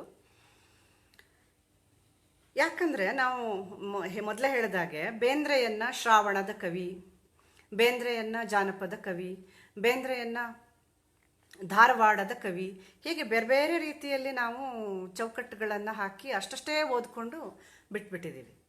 ಇನ್ನೊಂದು ನಾನು ಹೇಳಿದ್ನಲ್ಲ, ಸಾಮಾನ್ಯ ಅನಿಸುವ ಕವಿತೆಯಲ್ಲೂ ಅಸಾಮಾನ್ಯ ಇದೆ. ಉದಾಹರಣೆಗೆ ಪಾತ್ರಗಿತ್ತಿ ಪಕ್ಕ ಅಂತ ಕವಿತೆ ಇರ್ಬೋದು, ಕುಣಿಯೋಣು ಬಾರ ಅಂತ ಕವಿತೆ ಇರ್ಬೋದು. ಅದನ್ನು ಸುಮ್ಮನೆ ನಾವು ಕೋಲಾಟದ ಹಾಡಿನ ಹಾಗೆ ಹಾಡೋದಕ್ಕೆ, ಡಾನ್ಸ್ ಮಾಡೋದಕ್ಕೂ ಸಾಧ್ಯ ಇದೆ. ಆದರೆ ಆ ಕವಿತೆಯಲ್ಲಿ ಈ ವಿಶ್ವ ಸಾಮರಸ್ಯ, ವಿಶ್ವ ಮೈತ್ರಿ, ನಾನು ಹೇಳಿದ್ನಲ್ಲ, ಆ ವಿಶ್ವ ಮೈತ್ರಿಯ ಭಾವ ಆ ಕವಿತೆಯಲ್ಲೂ ಕಾಣೋಕ್ಕೆ ಸಾಧ್ಯ ಇದೆ. ಒಂದು ತುಂಬ ಸಿಂಪಲ್ ಆದ ಕವಿತೆಯಲ್ಲೂ ಕೂಡ ಬೇಂದ್ರೆಯ ಒಂದು ತಾತ್ವಿಕ ನೋಟವನ್ನು ನಾವು ನೋಡೋದಕ್ಕೆ ಸಾಧ್ಯ ಇದೆ. ಗಾಯತ್ರಿ ಸೂಕ್ತ ಅನ್ನೋ ಕವಿತೆಯನ್ನು ನಾವು ನೋಡೋಣ. ಇದನ್ನು ನೋಡೋದಕ್ಕಿಂತ ಮುಂಚೆ ನಾನು ಒಂದೆರಡು ಮಾತನ್ನು ಹೇಳಬೇಕು. ಬೇಂದ್ರೆ ಹೇಳ್ತಾರೆ, ಕಾವ್ಯ ಅನ್ನೋದು ಯೋಗ, ಉದ್ಯೋಗ ಅಂತ ಹೇಳಿದ್ರಲ್ಲ, ಅದರಲ್ಲಿ ಎರಡು ರೀತಿ ಅಂತ ಅವ್ರು ಹೇಳ್ತಾರೆ. ಒಂದು ಆತ್ಮಯೋಗ, ಇನ್ನೊಂದು ಲೀಲಾಯೋಗ ಅಂತ. ಲೀಲಾಯೋಗ ಅಂದರೆ ಅದು ಸೃಷ್ಟಿ, ಕ್ರಿಯೇಷನ್, ಕಾವ್ಯ ಸೃಷ್ಟಿ ಇರ್ಬೋದು. ಅದು ಲೀಲಾಯೋಗ ಅಂದರೆ ಲೀಲೆಗೆ ಮಿತಿ ಇಲ್ಲ, ಆಗ್ತಾನೇ ಇರೋದು, ಹರಿತಾನೇ ಇರೋದು, ಬೇರೆ ಬೇರೆ ರೀತಿಯಲ್ಲಿ ಸೃಜನೆಗಳಾಗ್ತಾನೆ ಹೋಗೋದು. ಈ ಜಗತ್ತು ಹೇಗಾಯಿತು ಅಂದರೆ ಅದು ಹೇಗೇಗೋ ಪರ್ಮಿಟೇಷನ್, ಕಾಂಬಿನೇಷನ್ಗಳಿಂದ ಆಗ್ತಾ ಹೋಯಿತು. ಅದನ್ನು ನಾವು ತರ್ಕಿಸೋದಕ್ಕೆ ಸಾಧ್ಯ ಆಗಲ್ಲ. ತರ್ಕಕ್ಕೆ ಅತೀತವಾದದ್ದು. ಈ ತರ್ಕಕ್ಕೆ ಅತೀತವಾದದ್ದನ್ನು ಲೀಲೆ ಅಂತ ಹೇಳ್ತಾರೆ, ಅಥವಾ ಇದನ್ನು ನಾವು ಮಾಯೆ ಅಂತ ಕೂಡ ಹೇಳ್ಬೋದು. ಅನೇಕ ಸಂದರ್ಭದಲ್ಲಿ ಮಾಯೆ ಅಂದಾಗ ನಾವು ನೆಗೆಟಿವ್ ಆಗಿ ಗ್ರಹಿಸ್ತೇವೆ. ಮಾಯೆ ಅಂದರೆ ನಮಗೇನೋ ಅಡೆ ತಡೆ, ಅದು ತೊಡಕು ಅನ್ನೋ ರೀತಿ. ಮಾಯೆ ಅಂದರೆ ನಮ್ಮ ಒಂದು ಕಣ್ಣು ಅಂತ. ಆದರೆ ಮಾಯೆಯನ್ನು ತುಂಬ ಪಾಸಿಟಿವ್ ಆಗಿ ನೋಡಿದವರು ಬೇಂದ್ರೆ. ಮಾಯೆ ಅಂದರೆ ಅದು ಅದ್ಭುತವಾದ, ತರ್ಕಕ್ಕೆ ನಿಲುಕದ ಸೃಜನ ಶಕ್ತಿ. ಆ ಸೃಜನ ಶಕ್ತಿಯನ್ನು ಅವರು ಸ್ತ್ರೀಯಾಗಿ ನೋಡ್ತಾರೆ. ಸ್ತ್ರೀ ದೇವತೆಗಳಲ್ಲಿ ಆ ಒಂದು ಅದ್ಭುತ ನಿಗೂಢ ಸೃಜನ ಶಕ್ತಿಯ ವಿರಾಟ್ ವಿಲಾಸವನ್ನ, ಆ ಲಾಸ್ಯವನ್ನ ಅವರು ನೋಡ್ತಾರೆ. ಅಂತಹ ಅದ್ಭುತವಾದ ಈ ಸ್ತ್ರೀ ಶಕ್ತಿಯ, ಈ ಸೃಷ್ಟಿ ಶಕ್ತಿಯ, ಈ ಲೀಲಾಶಕ್ತಿಯ ಒಂದು ವಿಲಾಸ ಇದೆಯಲ್ಲ, ಇದು ಗಾಯತ್ರಿ ಸೂಕ್ತದಲ್ಲಿದೆ. ಇದು ನನಗಂತೂ ಅದ್ಭುತವಾದ ಅನುಭವವನ್ನು ನೀಡಿದೆ. ಬಹುಶಃ ನಿಮಗೂ ಅದು ಇಷ್ಟ ಆಗ್ಬೋದು ಅಂತ ನಾನು ಅದನ್ನು ಓದ್ತೀನಿ. ಲಯದ ಬಸಿರ ಬಯಲಲ್ಲಿ ದೇವ ಭವ ಬೀಜ ಬಿತ್ತಿದಾಕೆ. ಲಯದ ಬಸಿರ ಬಯಲಲ್ಲಿ ದೇವ ಭವ ಬೀಜ ಬಿತ್ತಿದಾಕೆ. ಮೂಕು ಮೊಗ್ಗೆ ಮುನ್ನೂಕಿ ಬಂಡಿನಲ್ಲಿ ತಲೆಯ ನೆತ್ತಿದಾಕೆ. ರಸವ ಮೀರಿ ತಾನಾರಿದಾತನಿಗೆ ಹೇಗೋ ರುಚಿಸಿದಾಕೆ. ಸಾಕ್ಷಿ ಪುರುಷನ ಅಕ್ಷಿಯಲ್ಲೇ ಪ್ರತ್ಯಕ್ಷ ರಚಿಸಿದಾಕೆ. ಈ ಸೃಷ್ಟಿಶಕ್ತಿ ಗಾಯತ್ರಿಯಲ್ಲಿ, ಗಾಯತ್ರಿ ದೇವತೆಯಲ್ಲಿ ಅದನ್ನು ಕಾಣ್ತಾ ಅವಳು ಹೇಗೆ ಅಂದರೆ, ಲಯದ ಬಸಿರ ಬಯಲಲ್ಲೇ ದೇವ ಭವ ಬೀಜವನ್ನು ಬಿತ್ತಿದವಳು. ಲಯ ಅಂದರೆ ನಾಶ ಏನಿದೆಯಲ್ಲ, ವಿನಾಶದ ಬಸಿರಲ್ಲೇ ಜೀವಸೃಷ್ಟಿಯ ಬೀಜಗಳನ್ನು ಬಿತ್ತಿದ ಅಗಾಧ ಶಕ್ತಿ ಅವಳು. ಮೂಕು ಮೊಗ್ಗೆ ಮುನ್ನೂಕಿ ಬಂಡಿನಲ್ಲಿ ತಲೆಯ ನೆತ್ತಿದಾಕೆ. ಮೊಗ್ಗೆಯನ್ನು ಮುನ್ನೂಕಿ ಅದರ ಆ ಮಧುವಿನಲ್ಲಿ ಆಕೆ ತಲೆಯನ್ನು ಎತ್ತಿದಾಕೆ. ರಸವ ಮೀರಿ ತಾನಾರಿದಾತನಿಗೂ ಹೇಗೋ ರಚಿಸಿದಾಕೆ. ಸಾಕ್ಷಿ ಪುರುಷನ ಅಕ್ಷಿಯಲ್ಲೇ ಪ್ರತ್ಯಕ್ಷ ರಚಿಸಿದಾಕೆ.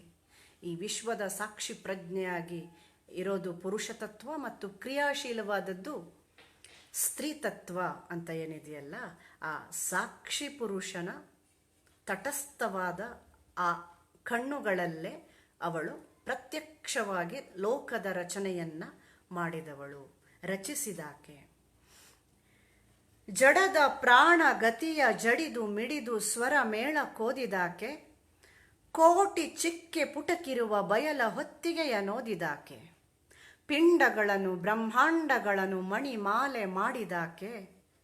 ನಿನ್ನ ತಾಳ ಗತಿಯಲ್ಲಿ ವಿಶ್ವಗಳ ಗೀತ ಹಾಡಿದಾಕೆ. ಇದೊಂದು ವಿರಾಟ್ ಕಲ್ಪನೆಯನ್ನು ನಾವು ಕಲ್ಪನೆ ಮಾಡ್ಕೋಬಹುದು. ಪಿಂಡ ಬ್ರಹ್ಮಾಂಡಗಳನ್ನೆಲ್ಲ ತನ್ನ ಕುತ್ತಿಗೆಯ ಸರಗಳನ್ನಾಗಿ, ಮಣಿ ಮಾಲೆಯನ್ನಾಗಿ ಮಾಡಿಕೊಂಡು ಕುಣಿಯುವ ಆ ತಾಯಿಯ ವಿಲಾಸ ಇದೆಯಲ್ಲ, ನಾವು ಈ ಭೂಮಿಯ ಮೇಲೆ ವಾಸಿಸುವ ಅತಿ ಚಿಕ್ಕ ಅಣುಗಳಾದರೆ ಇಂತಹ ಎಷ್ಟೋ ಭೂಮಿಗಳನ್ನು, ಇಂಥ ಎಷ್ಟೋ ಸೂರ್ಯರನ್ನು, ಎಷ್ಟೋ ನಕ್ಷತ್ರಗಳನ್ನು ತನ್ನ ಮಣಿ ಮಾಲೆಯ ಮುತ್ತುಗಳಾಗಿ ಮಾಡಿಕೊಂಡು ನರ್ತಿಸುವವಳು ಅವಳು. ಅವಳ ಈ ಭವ್ಯ ಕಲ್ಪನೆಯನ್ನು ಮಾಡ್ಕೊಳ್ಳೋದಕ್ಕೆ ನಮ್ಮ ಮನಸ್ಸು, ಬುದ್ಧಿ, ಪ್ರಜ್ಞೆಗಳಿಗೆ ಶಕ್ತಿ ಇದೆಯಾ ಅಂದರೆ ಇಲ್ಲ. ಆದರೆ ಕಾವ್ಯ ಆ ಶಕ್ತಿಯನ್ನು ಕೊಡ್ತದೆ. ಯಾಕಂದರೆ ಕಾವ್ಯ, ನಾವು ಮೊದಲೇ ಹೇಳಿದಾಗೆ ಅಮೃತಕ್ಕೆ ಹಾರುವ ಗರುಡ, ಆ ಒಂದು ನಮ್ಮ ಇಂದ್ರಿಯ ಅನುಭವಗಳ ಮಿತಿಯನ್ನು ದಾಟಿಸೋದು ಕಾವ್ಯ. ನಮಗೆ ಕಣ್ಣು ಕಾಣಿಸೋದು, ಕಿವಿ ಕೇಳಿಸೋದು ಮಿತಿಯಲ್ಲಿ ಒಂದು ಮಿತಿ ಇದೆ. ನಮ್ಮ ಇಂದ್ರಿಯಗಳಿಗೆ ಮಿತಿ ಇದೆ. ಈ ಇಂದ್ರಿಯಗಳ ಮಿತಿಯನ್ನು ಒಡೆದುಕೊಂಡ್ರೆ ನಮಗೆ ಇಂದ್ರಿಯಾತೀತವಾದದ್ದು ಕಾಣಿಸೋದಕ್ಕೆ ಸಾಧ್ಯವಿದೆ.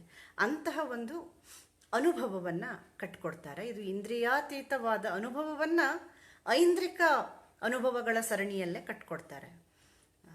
ಪಿಂಡ ಬ್ರಹ್ಮಾಂಡಗಳ ಮಣಿಮಾಲೆ ಹಾಕಿ ವಿಶ್ವದ ತಾಳ ಗತಿಯಲ್ಲಿ ವಿಶ್ವಗಳ ಗೀತವನ್ನು ಹಾಡಿದಾಕೆ. ಕೀಟ ಕೀಟದಲ್ಲಿ ಮಾಟ ಮಾಡಿ ಹಲ ಚಲುವು ತೂರಿದಾಕೆ.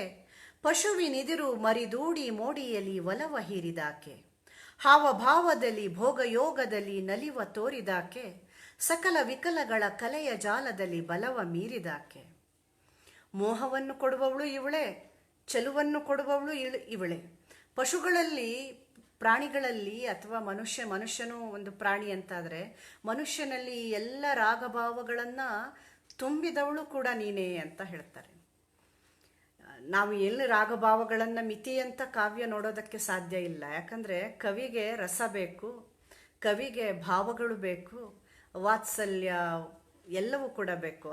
ಏನು ಮೋಹ, ತೀವ್ರತೆ ಎಲ್ಲವೂ ಕೂಡ ಕಾವ್ಯದ ವಸ್ತುವೇ. ಆ ಕಾವ್ಯದ ರಸ ಇಲ್ಲದೆ ಇದ್ದರೆ ಮನುಷ್ಯ ನೀರಸನಾಗ್ಬಿಡ್ತಾನೆ, ಮನುಷ್ಯ ಅನಿಮಿಷನಾಗ್ಬಿಡ್ತಾನೆ. ಕಣ್ಣು ಮಿಟುಕಿಸಲಿಕ್ಕೂ ಬಾರದ ಸ್ತಬ್ಧವಾದ ಮೀನಿನ ಹಾಗೆ ಆತ ಇರೋದಕ್ಕಾಗೋದಿಲ್ಲ. ಆ ಎಲ್ಲ ರಸದ ನೆಲೆಯನ್ನು ಬೇಂದ್ರೆ ಕಾವ್ಯ ಸ್ವೀಕರಿಸ್ತದೆ ಮತ್ತು ಸ್ಪರ್ಶಿಸ್ತದೆ.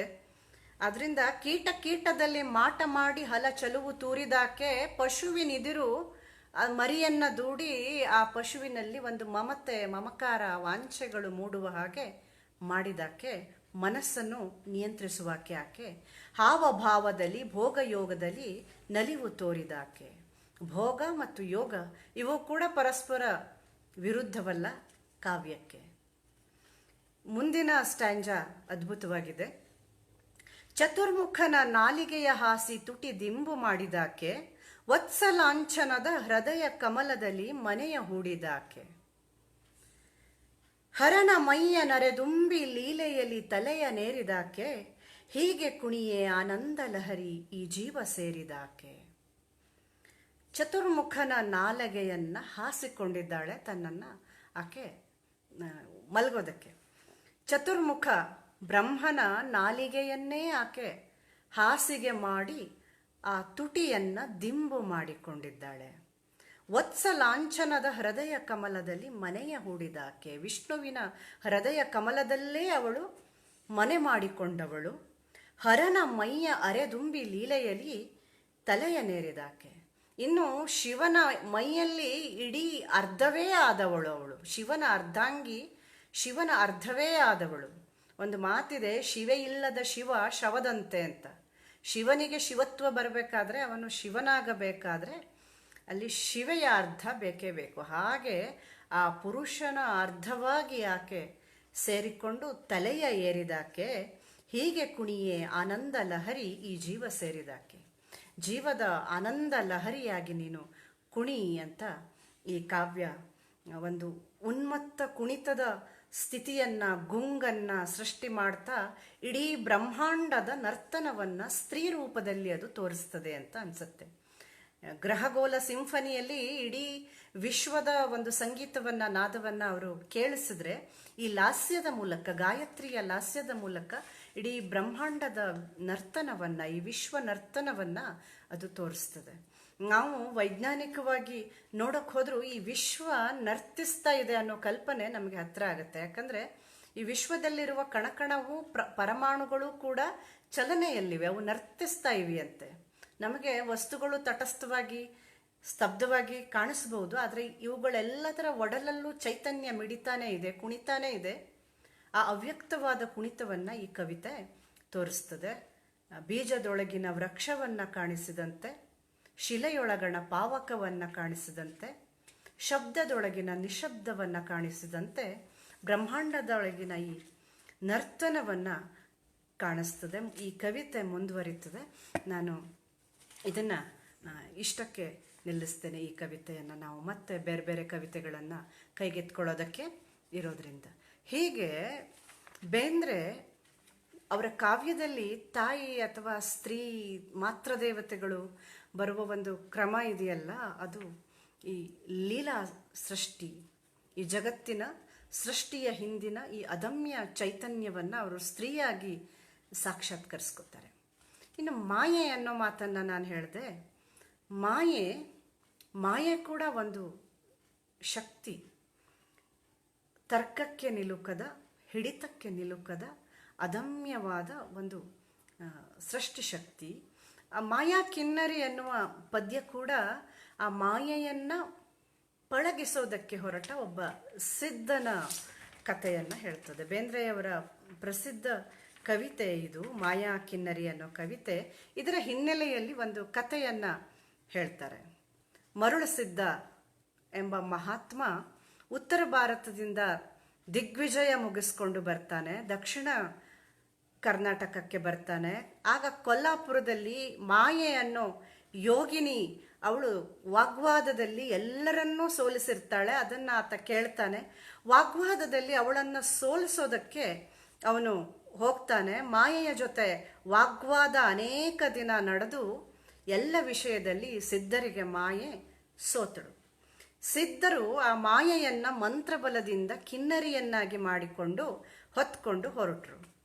ಕಿನ್ನರಿಯಾಗಿ ಮಾಡಿಕೊಂಡಿದ್ದಾರೆ ಮಾಯೆಯನ್ನ. ಅದನ್ನು ನುಡಿಸಬೇಕು ಅಂತ ಹೊರಟ್ರೆ ಅದು ನುಡಿತಾ ಇಲ್ಲ, ಶ್ರುತಿಬದ್ಧವಾಗಿ ನುಡಿತಾ ಇಲ್ಲ, ಅದು ಬೇಸೂರಾಗಿದೆ ಅಥವಾ ಅದು ನುಡಿತಾ ಇಲ್ಲ. ಅದನ್ನು ನುಡಿಸಬೇಕು, ಮಾಯೆಯನ್ನ ಪಳಗಿಸೋದಕ್ಕೆ ಇವರು ಹೊರಟಿದಾರಲ್ಲ, ಅದು ಹೇಗೆ ಅಂದರೆ ಪ್ರಣಯ ಕುಪಿತ ಮಾನಿನಿಯಂತೆ ಮುನಿಸಿಕೊಂಡಂತೆ. ಮಾನಿನಿಯನ್ನ ಒಲಿಸಿಕೊಂಡಂತೆ ಪ್ರೇಮದಿಂದ ಒಲಿಸಿಕೊಂಡಾಗ ಮಾತ್ರ ಮಾಯೆ ಒಲಿದಳು. ವಾಗ್ವಾದದಿಂದ ಒಲಿಯದ ಮಾಯೆ, ಯುದ್ಧದಿಂದ ಒಲಿಯದ ಮಾಯೆ, ಪ್ರೇಮದಲ್ಲಿ ಒಲಿದಳು ಅನ್ನೋ ಒಂದು ಕಲ್ಪನೆಯನ್ನು ಇಟ್ಕೊಂಡು ಆ ಮಾನಿನಿಯನ್ನು ಒಲಿಸಿಕೊಂಡಂತೆ ಮಾಯೆಯನ್ನು ಒಲಿಸಿಕೊಂಡ ಮರುಳ ಸಿದ್ಧನ ಕುರಿತ ಈ ಕವಿತೆ ಬೇಂದ್ರೆಯವರ ಪ್ರಸಿದ್ಧ ಕವಿತೆಗಳಲ್ಲಿ ಕೂಡ ಒಂದು. ಆಮೇಲೆ ಆ ಒಲಿದ ಮೇಲೆ ಮಾಯೆ ಮಿಡಿಯುವ ರೀತಿ ಇದೆಯಲ್ಲ, ಅದು ಜಗವು ನಿಬ್ಬೆರಗಾಗುವ ದಿವ್ಯ ಸಂಗೀತ ಆಗಿತ್ತು. ಮಾಯಾ ಕಿನ್ನರಿ, ನಾನು ಬಹುಶಃ ತುಂಬ ಏನು ವಿವರಿಸೋದು ಬೇಡ, ಕವಿತೆ ಓದ್ತಿದ್ದ ಹಾಗೇನೆ ಆ ಭಾವ ಇಲ್ಲಿ ತುಂಬಿಕೊಳ್ತದೆ ಅಂತ ಅನ್ಕೋತೀನಿ. ಮರುಳು ಮಾಡಾಕ ಹೋಗಿ ಮರುಳ ಸಿದ್ಧನ ನಾರಿ, ಮರುಳಾಗ್ಯಾಳ ಜಂಗಮಯ್ಯಗ, ಕಿನ್ನರಿ ಆಗ್ಯಾಳ ಕೈಯಾಗ, ನುಡಿದಾಳ ಬಂದಾಂಗ ಮೈಯಾಗ. ಆಡುತ್ತಾಡುತ್ತ ಬಂದು ಸಿಂಗಾರ ಸೊಳ್ಳಿ ಹಂಗ, ಹಾಡಿಲೆ ಕಿವಿಯೆಲ್ಲ ಕಡಿದ್ಯೇನ, ಹಾದಿ ತಪ್ಪಿಸಿಕೊಂಡ ಗುಂಗಿಯ ಹುಳದಂಗ, ಗುಣಗುಣು ಗೊಣಗೊಟ್ಟಿ ನುಡಿದೇನ. ಮರುಳು ಮಾಡಾಕ ಹೋದ ಮರುಳ ಸಿದ್ಧನ ನಾರಿ ಜಂಗಮಯ್ಯಗೆ ಮರುಳಾಗಿ ಹೋದ್ಲು. ಮರುಳು ಮಾಡೋಕ್ಕೆ ಹೋದವಳೆ ಮರುಳಾಗಿ ಅವನ ಕೈಯ ಕಿನ್ನರಿಯಾಗಿ ಬಿಟ್ಲು. ಮೈ ಮೇಲೆ ಬಂದಂಗ ನುಡಿದಳು. ಈ ಮೈ ಮೇಲೆ ಬರೋದಿದೆಯಲ್ಲ, ಇದು ಬೇಂದ್ರೆ ಕಾವ್ಯದ ಉನ್ಮನಿ. ನಾನು ಮೊದಲೇ ಹೇಳಿದ ಹಾಗೆ ಒಂದು ಉನ್ಮನಿ, ಒಂದು ಗುಂಗು, ಒಂದು ಉನ್ಮಾದ, ಅದರಲ್ಲೇ ತೆರೆದುಕೊಳ್ಳುವ ಮನಸ್ಸಿನ ಒಳಪದರಗಳು. ಅಂದರೆ ಮನಸ್ಸು ಸ್ತಬ್ಧ ಸ್ಥಿತಿಯಲ್ಲಿ ಅದು ಬರೀ ಹೊರಮೈಯಷ್ಟೇ ನೋಡುವ, ಬರೇ ಕಣ್ಣಿನಿಂದ ಕಾಣಿಸುವ ಹೊರಲೋಕವಷ್ಟೇ ಗ್ರಹಿಸುವಾಗ ಕಾಣದ ಸಂಗತಿಗಳು ಮನಸ್ಸು ಅಂತರ್ಮುಖಗೊಂಡಾಗ ಕಾಣ್ತದೆ. ಹಾಗೆ ಮೈಮೇಲೆ ಬಂದಂಗೆ ಕುಣಿಯುವ ಈ ಕಿನ್ನರಿ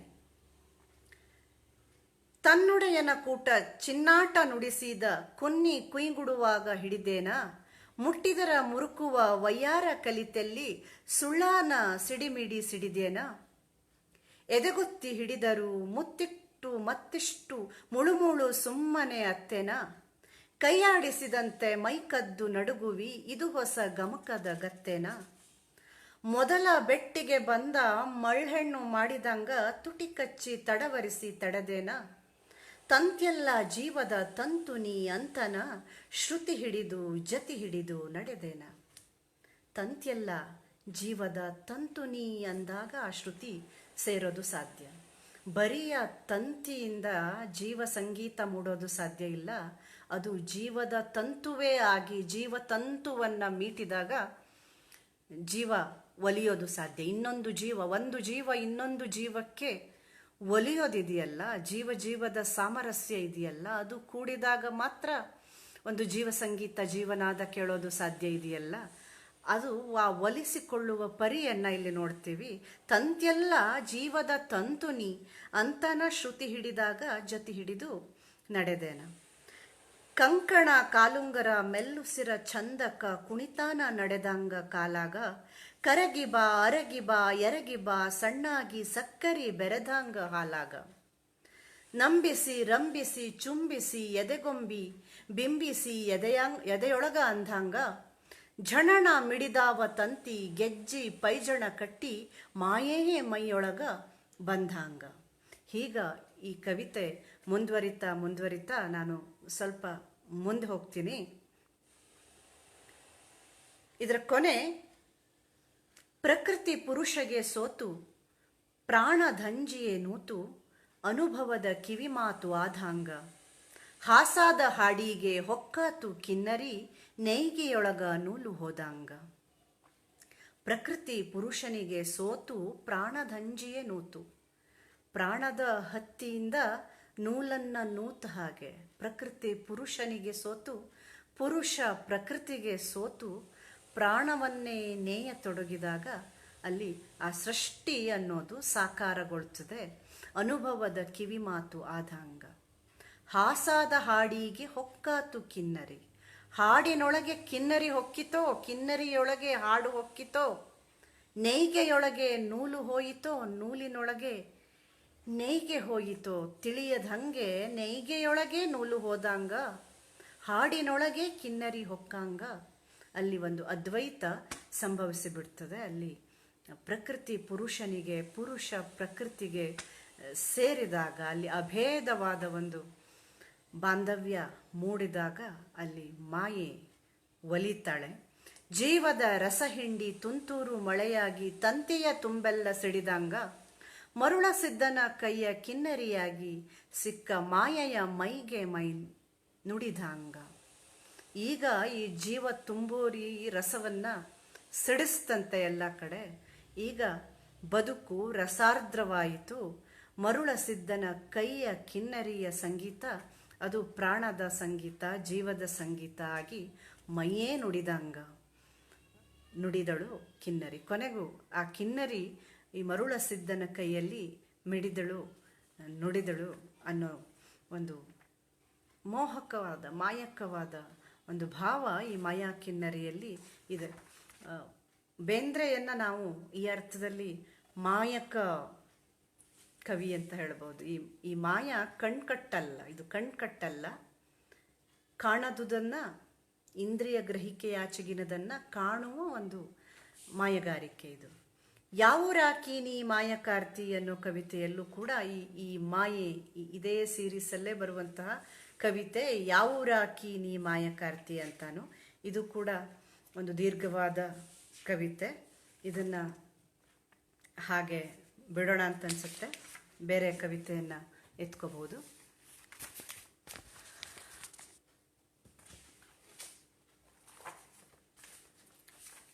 ಒಂದು ಭಿನ್ನವಾದ ಕವಿತೆಯನ್ನು ನೋಡೋಣ. ತುಂಬ ತಾತ್ವಿಕವಾಗಿ ಹೋದ್ವೇನೋ ಅಂತ ಅನ್ನಿಸ್ತು. ನಾನು ಮೊದಲೇ ಹೇಳಿದಾಗೆ ಬೇಂದ್ರೆಗೆ ತತ್ವಜ್ಞಾನ ಬೇರೆ ಅಲ್ಲ, ಕಾವ್ಯ ಬೇರೆ ಆಗಿರಲಿಲ್ಲ. ಎಲ್ಲವನ್ನ ಒಂದೇ ಆಗಿ ಕಾಣ್ತಾರೆ ಅವರು, ಮತ್ತು ಒಂದಾಗಿ ಕಟ್ಟುವ ಒಂದು ಅದ್ಭುತ ಶಕ್ತಿ ಅವರಿಗಿದೆ. ಇದನ್ನು ಯು ಆರ್ ಅನಂತಮೂರ್ತಿಯವರು ಒಂದು ಕಡೆ ಬೇಂದ್ರೆಯವರ ಅಸಾಧಾರಣ ಜೀರ್ಣಶಕ್ತಿ ಅಂತ ಹೇಳ್ತಾರೆ. ಇದನ್ನೊಂಚೂರು ಹೇಳಬೇಕು ನಾನು. ಬೇಂದ್ರೆಗೆ ಅಸಾಧಾರಣ ಜೀರ್ಣಾಗ್ನಿ ಇತ್ತು, ಜೀರ್ಣಶಕ್ತಿ ಇತ್ತು. ಅಂದರೆ ಏನು, ಎಲ್ಲವನ್ನ ಜೀರ್ಣಿಸಿಕೊಳ್ಳಬಲ್ಲವರು ಅವರು.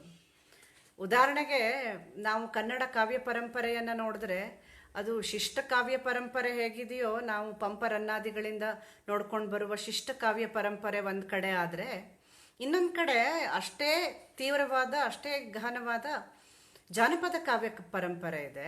ಮಲೆ ಮಾದೇಶ್ವರ ಕಾವ್ಯ ಇದೆ, ಮಂಟೇಸ್ವಾಮಿ ಕಾವ್ಯ ಇದೆ, ಅನೇಕ ತತ್ವಪದಗಳಿವೆ, ಜನಪದ ಕಾವ್ಯಗಳಿವೆ. ಅವಕ್ಕೂ ಒಂದು ಗುಂಗಿದೆ, ಅವರೊಳಗೂ ಆ ಕಾವ್ಯಗಳೊಳಗೂ ಒಂದು ತತ್ವ ಜಗತ್ತಿದೆ.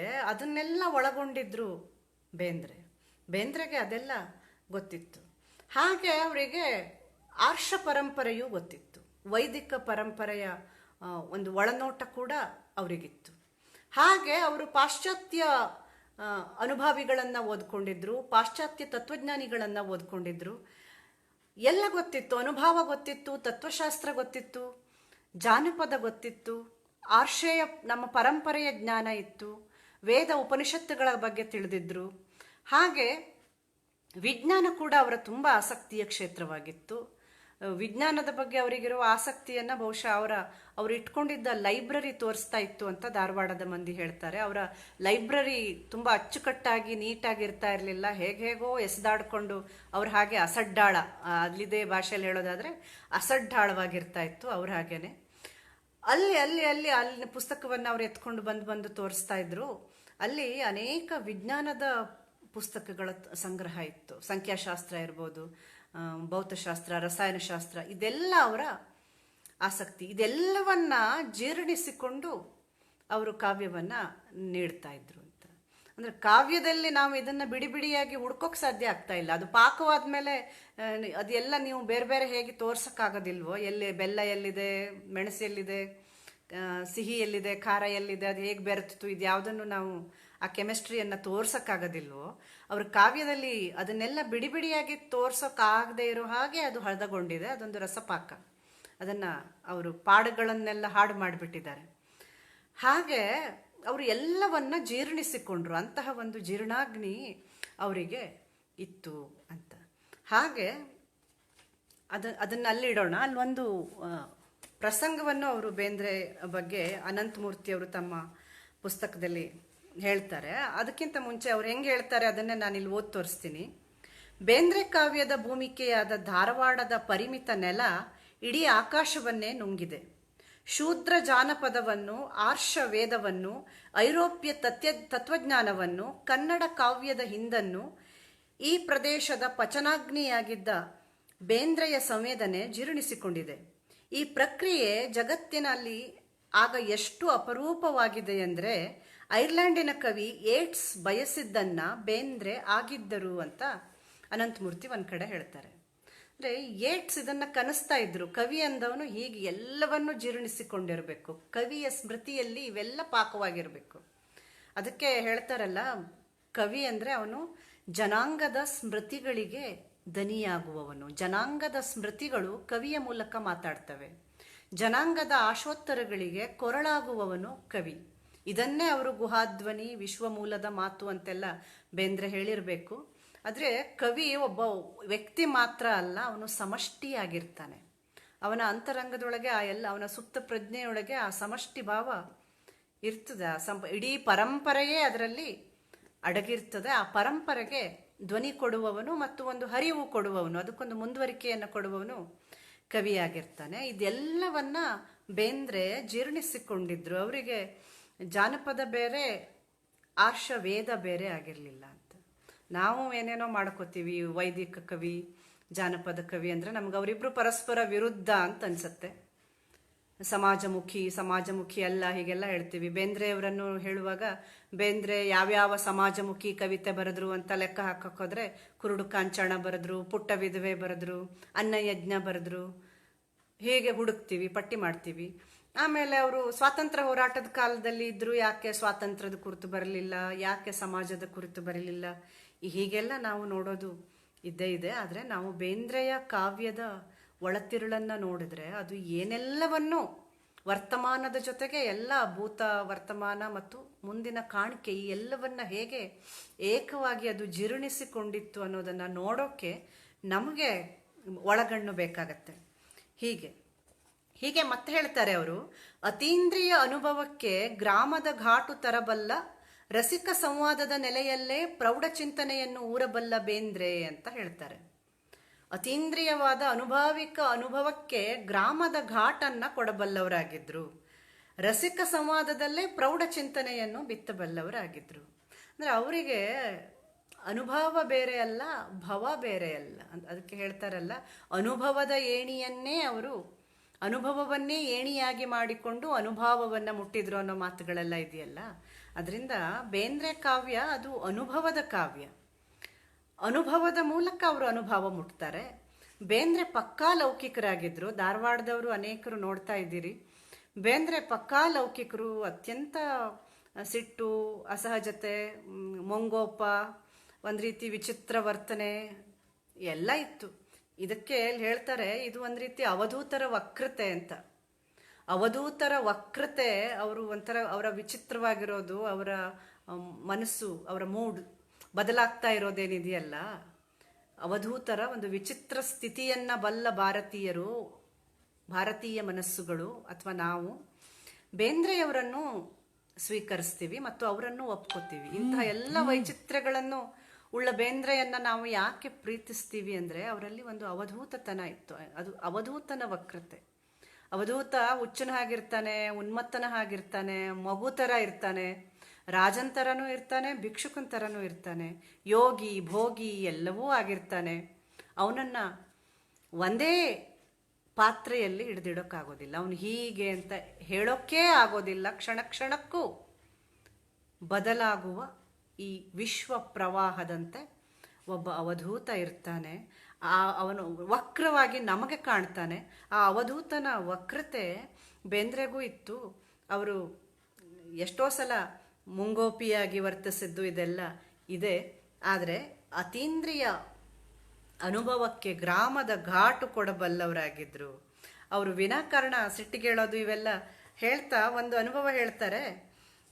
ಅದು ಇಲ್ಲಿ ಹೀಗೆ ದಾಖಲಾಗಿದೆ. ಅವತ್ತು ಬೇಂದ್ರೆ ಹೀಗಿದೆ, ಬೇಂದ್ರೆ ತರಕಾರಿ ಚೀಲ ಕುರ್ಚಿ ಮೇಲಿಟ್ಟು ಇನ್ನೊಂದು ಚೀಲದಿಂದ ಪ್ಲಾಸ್ಟಿಕ್ನ ಕೆಲವು ಬೌಲ್ಗಳನ್ನ ಚೌಕಗಳನ್ನ ತೆಗೆದು ಇದು ಭೂಮಿ, ಇದು ಸೂರ್ಯ, ಇದು ಪ್ರಾಣ, ಇದು ಸಂಖ್ಯೆ ಅಂತ ಏನೇನೋ ವಿವರಿಸೋದಕ್ಕೆ ಶುರು ಮಾಡ್ತಾರಂತೆ. ಇದು ಅಟ್ಟದಲ್ಲಿ, ಅಂದ್ರೆ ಮನೋಹರ ಗ್ರಂಥಮಾಲೆಯ ಅಟ್ಟದಲ್ಲಿ ನಡೆದ ಘಟನೆಯನ್ನ ಅನಂತಮೂರ್ತಿ ಅವರು ಹೇಳ್ತಾರೆ. ಏನೇನೋ ಆಟ ಸಾಮಾನು ತೆಗೆದು ಜೋಡಿಸುವ ಬಾಲಕನ ಹಾಗೆ ಇದು ಸೂರ್ಯ, ಇದು ಚಂದ್ರ ಅಂತೆಲ್ಲ ತರಕಾರಿ ಚೀಲ ಒಂದ್ ಕಡೆ ಇಟ್ಟು ಸಂಖ್ಯಾಶಾಸ್ತ್ರದ ಅದ್ಭುತವನ್ನೇನೋ ಹೇಳೋದಕ್ಕೆ ಟ್ರೈ ಮಾಡ್ತಾರೆ ಅವರು. ಅದು ಹೆಂಗ್ ಕಾಣಿಸುತ್ತೆ ಅನಂತಮೂರ್ತಿ ಅವರಿಗೆ ಅಂದ್ರೆ, ಚೀಲದಿಂದ ಹಾವುಗಳನ್ನು ತೆರೆದು ಆಡಿಸುವ ಹಾವಾಡಿಗನಂತೆ ಅವರು ಕಂಡರೂ ಸಹ ಅವರ ಉದ್ದೇಶದಲ್ಲಿ ಆರ್ಥತೆ ಇತ್ತು. ಆದರೆ ಸಂಖ್ಯಾಶಾಸ್ತ್ರ ತಿಳಿಯದ ನನ್ನ ಮೌಢ್ಯ ಅಥವಾ ಇದು ಅಮುಖ್ಯವೆಂಬ ನನ್ನ ಹಠಗಳಿಂದಾಗಿ ನಾನು ಅವರ ಲೋಕದಿಂದ ಹೊರಗುಳಿದೆ. ಅವರ ಹಾವಭಾವಗಳು, ಕೈಯಾಟ, ಕಣ್ಣಾಟ, ಮಾತಿನ ಮೋಡಿ ವಿಲಾಸಗಳು ನನಗರ್ಥವಾಗದ ಕಣ್ಕಟ್ಟಾದವು. ದೂರ ದೂರ ಹೋಗಿ ಮಾಯವಾಗುತ್ತಿದ್ದ ಬೇಂದ್ರೆಯನ್ನ ಅವರ ಗಾರುಡಿಗ ಐಹಿಕ ವ್ಯಕ್ತಿತ್ವಕ್ಕೆ ಮರಳಿಸುವ ಉಪಾಯ ನನಗೆ ಹೊಳೆದಿರಲಿಲ್ಲ ಅಂತ ಹೇಳ್ತಾರೆ. ಕೊನೆಗೆ ಬೇಂದ್ರೆ ಏನ್ ಹೇಳ್ತಾರೆ ಅಂತ ಅರ್ಥ ಆಗಲ್ಲ ಅಂತ ನಾವು ಅವರನ್ನ ಹೊರಗಿಟ್ವಿ, ಅಥವಾ ನಮ್ಮ ಐಹಿಕ ಪ್ರಪಂಚಕ್ಕೆ ಅವರನ್ನ ಕರ್ಕೊಂಡು ಬರೋದಕ್ಕೆ ಆಗ್ಲಿಲ್ಲ. ಆದ್ರೆ ಬೇಂದ್ರೆಗೆ ಅದರಲ್ಲಿ ಏನೋ ಕಾಣ್ತಾ ಇತ್ತು. ಹೀಗೆ ಬೇಂದ್ರೆ ಎಲ್ಲೋ ಅರ್ಥವಾಗದೆ ನಿಗೂಢವಾಗಿ ಹೋಗ್ತಾ ಹೋದ್ರು ನಮ್ಮ ವಿಮರ್ಶಾಲೋಕ ಅದನ್ನ ಅರ್ಥ ಮಾಡಿಕೊಳ್ಳುವ ಪರಿಕರಗಳನ್ನ ಪಡೆದಿರಲಿಲ್ಲ ಅಂತ ಅನ್ಸುತ್ತೆ. ಅದಕ್ಕೆ ಅರ್ಥ ಇಲ್ಲ ಅಂತ ಹೇಳೋದಕ್ಕಿಂತ ನಮಗೆ ಅದನ್ನ ಹುಡುಕುವ ಅಥವಾ ಅರಿಯುವ ಹತಾರಗಳು ನಮ್ಮ ಕೈಲಿ ಇರಲಿಲ್ಲ ಅಂತ ಅನ್ನಿಸ್ತದೆ. ಹೀಗೆ ಬೇಂದ್ರೆಯ ಅಸಾಧಾರಣ ಜೀರ್ಣಶಕ್ತಿಯ ಕುರಿತು ಇದು. ಹಾಗೆ ನಾನು ಒಂದು ಭಿನ್ನವಾದ ಕವಿತೆಯನ್ನ ಮುಂದಿಡ್ತೀನಿ ಅಂತ ಹೇಳಿದೆ. ಅದು ಮೊಲೆ ಅನ್ನುವ ಕವಿತೆ. ನನ್ನ ಬಾಲಗೋಪಾಲನ ಗೋದಲೆಗಳ ವಾಯುವು, ಕಪಿಲೆ ಕಾಮಧೇನುಗಳು ಕಟ್ಟಿಹವಿಲ್ಲಿ, ಅವನಿಗೇನು ಕಡಿಮೆ? ಗಂಗೆಗೆ ಉಣಿಸುವ ಹಿಮವತಿಯ ತುಂಗ ಶಿಖರದ ಮಾದರಿಗಳಿವು, ಅವನಿಗೇನು ಕಡಿಮೆ? ವಾತ್ಸಲ್ಯದ ವಿಜಯ ಯಾತ್ರೆಯಲ್ಲಿ ನನ್ನ ಕಂದನೂದುವ ಅವಳಿ ಶಂಖಗಳಿವು, ಅವನಿಗೇನು ಕಡಿಮೆ? ಹಾಲಿನ ಬಟ್ಟಲುಗಳಲ್ಲ, ಮಾಂಸದ ಒಟ್ಟಲುಗಳಲ್ಲ, ಜಗದಂಬೆಯು ಜೀವ ಶಿಶುವನ್ನ ಮಲಗಿಸಿ ತೂಗುವ ತೊಟ್ಟಿಲ ಕಾಲುಗಳಿವು, ಅವನಿಗೇನು ಕಡಿಮೆ? ಚರ್ಮದ ಮಾಂಸದ ಈ ಮೊಲೆಯನ್ನ ಏನೆಲ್ಲವಾಗಿ ಕಾಣುವ ಶಕ್ತಿ ಈ ಕವಿಗಿತ್ತು ಅಂದ್ರೆ ನಾವು ಒಂದು ರೀತಿ ಅಚ್ಚರಿಗೊಳ್ತೇವೆ. ಇದು ನನ್ನ ಬಾಲಗೋಪಾಲನ ಗೋದಿಗೆ ಅಂದ್ರೆ ಆಕಳನ್ನ ಕಟ್ಟುವಂತಹ ಒಂದು ಕೊಟ್ಟಿಗೆ. ಬಾಲಗೋಪಾಲನ ಗೋದಲೆ ಇದು. ಇಲ್ಲಿ ಕಪಿಲೆ ಕಾಮಧೇನುಗಳೇ ಕರೆಯುತ್ತಿವೆ, ಅವನಿಗೇನು ಕಡಿಮೆ ಆಗಿದೆ? ಗಂಗೆ ಉಣಿಸುವ ಹಿಮವತಿಯ ತುಂಗ ಶಿಖರದ ಮಾದರಿಗಳಿವು, ಉನ್ನತ ಶಿಖರದ ಮಾದರಿಗಳಿವು. ಆ ಚರ್ಮ ಮಾಂಸಲವಾದ ದೇಹ ಅದು ಯಾವ ಸ್ತರಕ್ಕೆ ಅವರು ಕರ್ಕೊಂಡು ಹೋಗ್ತಾರೆ ಅಂದ್ರೆ, ವಾತ್ಸಲ್ಯದ ವಿಜಯ ಯಾತ್ರೆಯಲ್ಲಿ ನನ್ನ ಕಂದನೂದುವ ಅವಳಿ ಶಂಖಗಳಿವು. ಮೊಲೆಯೊಂದಿಗೆ ವಾತ್ಸಲ್ಯ ಕೂಡ ಬೆಸ್ಕೊಂಡಿದೆ. ಮಗು ಮೊಲೆಯುಣ್ತಾ ಆ ತಾಯಿಯ ವಾತ್ಸಲ್ಯದೊಂದಿಗೆ ತಾದಾತ್ಮ್ಯ ಹೊಂತದಲ್ಲ ಆ ಒಂದು ಮಗು, ಆ ವಾತ್ಸಲ್ಯದ ವಿಜಯ ಯಾತ್ರೆಯಲ್ಲಿ ಕಂದ ಊದುವ ಜೋಡಿ ಶಂಖದ ಹಾಗೆ ಇವು ಕಾಣ್ತದೆ. ಎಲ್ಲರ ತಾಯಿಯಾದ ನಲ್ಲಮ್ಮನ ಗುಡಿಯ ಜೋಡು ಕಳಸಗಳಿವು, ಅವನಿಗೇನು ಕಡಿಮೆ? ಕೊನೆಯಲ್ಲಿ ಈ ಕವಿತೆ ಹಾಲಿನ ಬಟ್ಟಲುಗಳಲ್ಲ, ಮಾಂಸದ ಒಟ್ಟಲುಗಳಲ್ಲ, ಜಗದಂಬೆ ಜೀವ ಶಿಶುವನ್ನ ಮಲಗಿಸಿ ತೂಗುವ ತೊಟ್ಟಿಲ ಕಾಲುಗಳಿವು, ಅವನಿಗೇನು ಕಡಿಮೆ? ಇದು ಬರೀ ಮಾಂಸದ ಬಟ್ಟಲಲ್ಲ, ಹಾಲಿನ ಬಟ್ಟಲೂ ಅಲ್ಲ, ಇದು ಜಗದಂಬೆ ಜೀವ ಶಿಶುವನ್ನ ತೂಗುವ ತೊಟ್ಟಿಲ ಕಾಲುಗಳು, ಅವನಿಗೇನು ಕಡಿಮೆ? ಇದು ಒಂಥರ ಒಂದು ಉನ್ನತ ದೃಷ್ಟಿ ಇಲ್ಲದೆ ಇದ್ರೆ, ಒಂದು ದಾರ್ಶನಿಕ ಕಾಣಿಕೆಯ ದೃಷ್ಟಿ ಇಲ್ಲದೆ ಇದ್ರೆ, ಒಂದು ಚಿಕ್ಕದ್ರಲ್ಲೂ ಅಣುವಿನಲ್ಲೂ ಮಹತ್ತನ್ನ ಕಾಣುವುದು ಸಾಧ್ಯ ಇಲ್ಲ ಅಂತ ಅನ್ನಿಸ್ತದೆ. ಹೀಗೆ ಅನೇಕ ಕವಿತೆಗಳನ್ನು ನಾನು ಇವತ್ತು ಇನ್ನು ಓದಿಗಾಗಿ ಇಟ್ಕೊಂಡಿದ್ದೆ, ಆದರೆ ಸಮಯ ತುಂಬ ಆಗಿದೆ. ನಾನು ಮೊದಲೇ ಹೇಳಿದ ಹಾಗೆ ಬೇಂದ್ರೆ ಕಾವ್ಯ ಅನ್ನೋದು ಒಂದು ಆಕಾಶ, ಅದನ್ನು ಯಾವ ದಿಕ್ಕಿನಿಂದ ಕೂಡ ಬೇಕಾದರೂ ಹಿಡಿಬಹುದು. ಅದು ನಮ್ಮ ಪಾತ್ರೆಗೆ ತಕ್ಕ ಹಾಗೆ ಅದು ತುಂಬಿಕೊಳ್ತಾ ಹೋಗುತ್ತೆ. ಇವತ್ತು ಒಂದು ಸ್ವಲ್ಪ ತುಂಬಿಕೊಂಡಿದ್ದೇವೆ, ಇನ್ಯಾವತ್ತೋ ಒಂದು ಸ್ವಲ್ಪ ತುಂಬ್ಕೋಬಹುದು. ಆಕಾಶವನ್ನು ನಾವು ಖಂಡಿತ ಹಿಡಿಯೋಕ್ಕಾಗಲ್ಲ. ಬೇಂದ್ರೆ ಕಾವ್ಯವನ್ನು ನಾವು ಅನುಸಂಧಾನ ಮಾಡಿ ಮುಗಿಸ್ಬಿಟ್ಟಿದ್ದೀವಿ ಅನ್ನೋದಿಲ್ಲ. ಇದೇ ಕವಿತೆಯನ್ನೇ ಮುಂದೆ ಇನ್ನೊಂದು ಥರ ನೋಡ್ಬೋದು, ಇನ್ನೊಂದು ರೀತಿಯಲ್ಲಿ ಅದನ್ನು ಅನುಸಂಧಾನ ಮಾಡ್ಬೋದು. ಇದು ಮುಗಿಯುವ ಕ್ರಿಯೆಯಲ್ಲ, ಇದು ಆಕಾಶವನ್ನು ಹಿಡಿಯುವ ಒಂದು ಅಮೂರ್ತ ಕ್ರಿಯೆ, ಮತ್ತು ಇದಕ್ಕೆ ಕೊನೆ ಅನ್ನೋದಿಲ್ಲ. ಆಕಾಶಕ್ಕೆ ಕೊನೆ ಇಲ್ಲದೆ ಇರೋ ಹಾಗೆ ಇದಕ್ಕೂ ಕೊನೆ ಅನ್ನೋದಿಲ್ಲ. ಮತ್ತೆ ಮತ್ತೆ ಈ ಇದು ಪ್ರತಿದಿನವೂ ಇಂತಹದ್ದು ಒಂದು ಲೈವ್ ಮಾಡಬಹುದಾದಷ್ಟು ಬೇಂದ್ರೆಯನ್ನು ಬೇರೆ ಬೇರೆ ದಿಕ್ಕಿನಲ್ಲಿ ಪ್ರವೇಶ ಮಾಡಬಹುದು. ಇದು ಒಂದು ಸಣ್ಣ ಪ್ರಯತ್ನ ಅಷ್ಟೇ. ಇನ್ನೂ ಅನೇಕ ಕವಿತೆಗಳು ಇಲ್ಲಿ ಹರಡಿಕೊಂಡಿವೆ. ನಾನು ಇದನ್ನು ನಿಮ್ಮ ಪಾಲಿಗೆ ಬಿಟ್ಟು ಬಿಡ್ತೀನಿ. ಇವತ್ತಿನ ಈ ನನ್ನ ಕೆಲವು ಮಾತುಗಳು ನಿಮ್ಮಲ್ಲಿ ಬೇಂದ್ರೆಯನ್ನು ಓದುವ ಒಂದು ಕುತೂಹಲಕ್ಕೆ ಒಳಪಡಿಸಿದ್ರೆ, ಬೇಂದ್ರೆಯ ಬಗೆಗೆ ಒಂದಷ್ಟು ಅಚ್ಚರಿಯನ್ನು ಮೂಡಿಸಿದ್ರೆ, ಬೇಂದ್ರೆಯ ಬಗೆಗೆ ಒಂದಷ್ಟು ಬೆರಗನ್ನು ಹುಟ್ಟಿ ಹಾಕಿದರೆ, ಮುಂದೆ ಬೇಂದ್ರೆಯನ್ನು ಓದಬೇಕು ಅನ್ನುವ ಒಂದು ಒಳಗುದಿಯನ್ನು ನಿಮ್ಮೊಳಗೆ ಮೂಡಿಸಿದ್ರೆ, ಇವತ್ತಿನ ಕೆಲವು ಮಾತುಗಳು ಸಾರ್ಥಕವಾಯಿತು ಅಂತ ಅಂದ್ಕೋತೀನಿ. ಮತ್ತು ಇಂತಹ ಒಂದು ಅವಕಾಶ ಕೊಟ್ಟ ಬೇಂದ್ರೆ ಬದುಕು ಬರಹ ಈ ಗೆಳೆಯರ ಬಳಗಕ್ಕೆ ನಾನು ಕೃತಜ್ಞತೆಯನ್ನು ಸಲ್ಲಿಸ್ತಾ, ಮತ್ತು ಇದನ್ನೆಲ್ಲ ನನ್ನ ಜೊತೆ ಕೂತು ವೀಕ್ಷಿಸಿ ಈ ಆಕಾಶ ಹಿಡಿಯುವ ಕೆಲಸಕ್ಕೆ ನನ್ನ ಜೊತೆ ನೀವು ಪಾಲುದಾರರಾಗಿದ್ದಕ್ಕೆ ಕೃತಜ್ಞತೆ ಹೇಳ್ತಾ, ನಿಮಗೆಲ್ಲ ಪ್ರೀತಿಯನ್ನು ಹೇಳ್ತಾ ಇದನ್ನು ಇವತ್ತಿಗೆ ಕೊನೆಗೊಳಿಸ್ತೀನಿ. ಧನ್ಯವಾದ.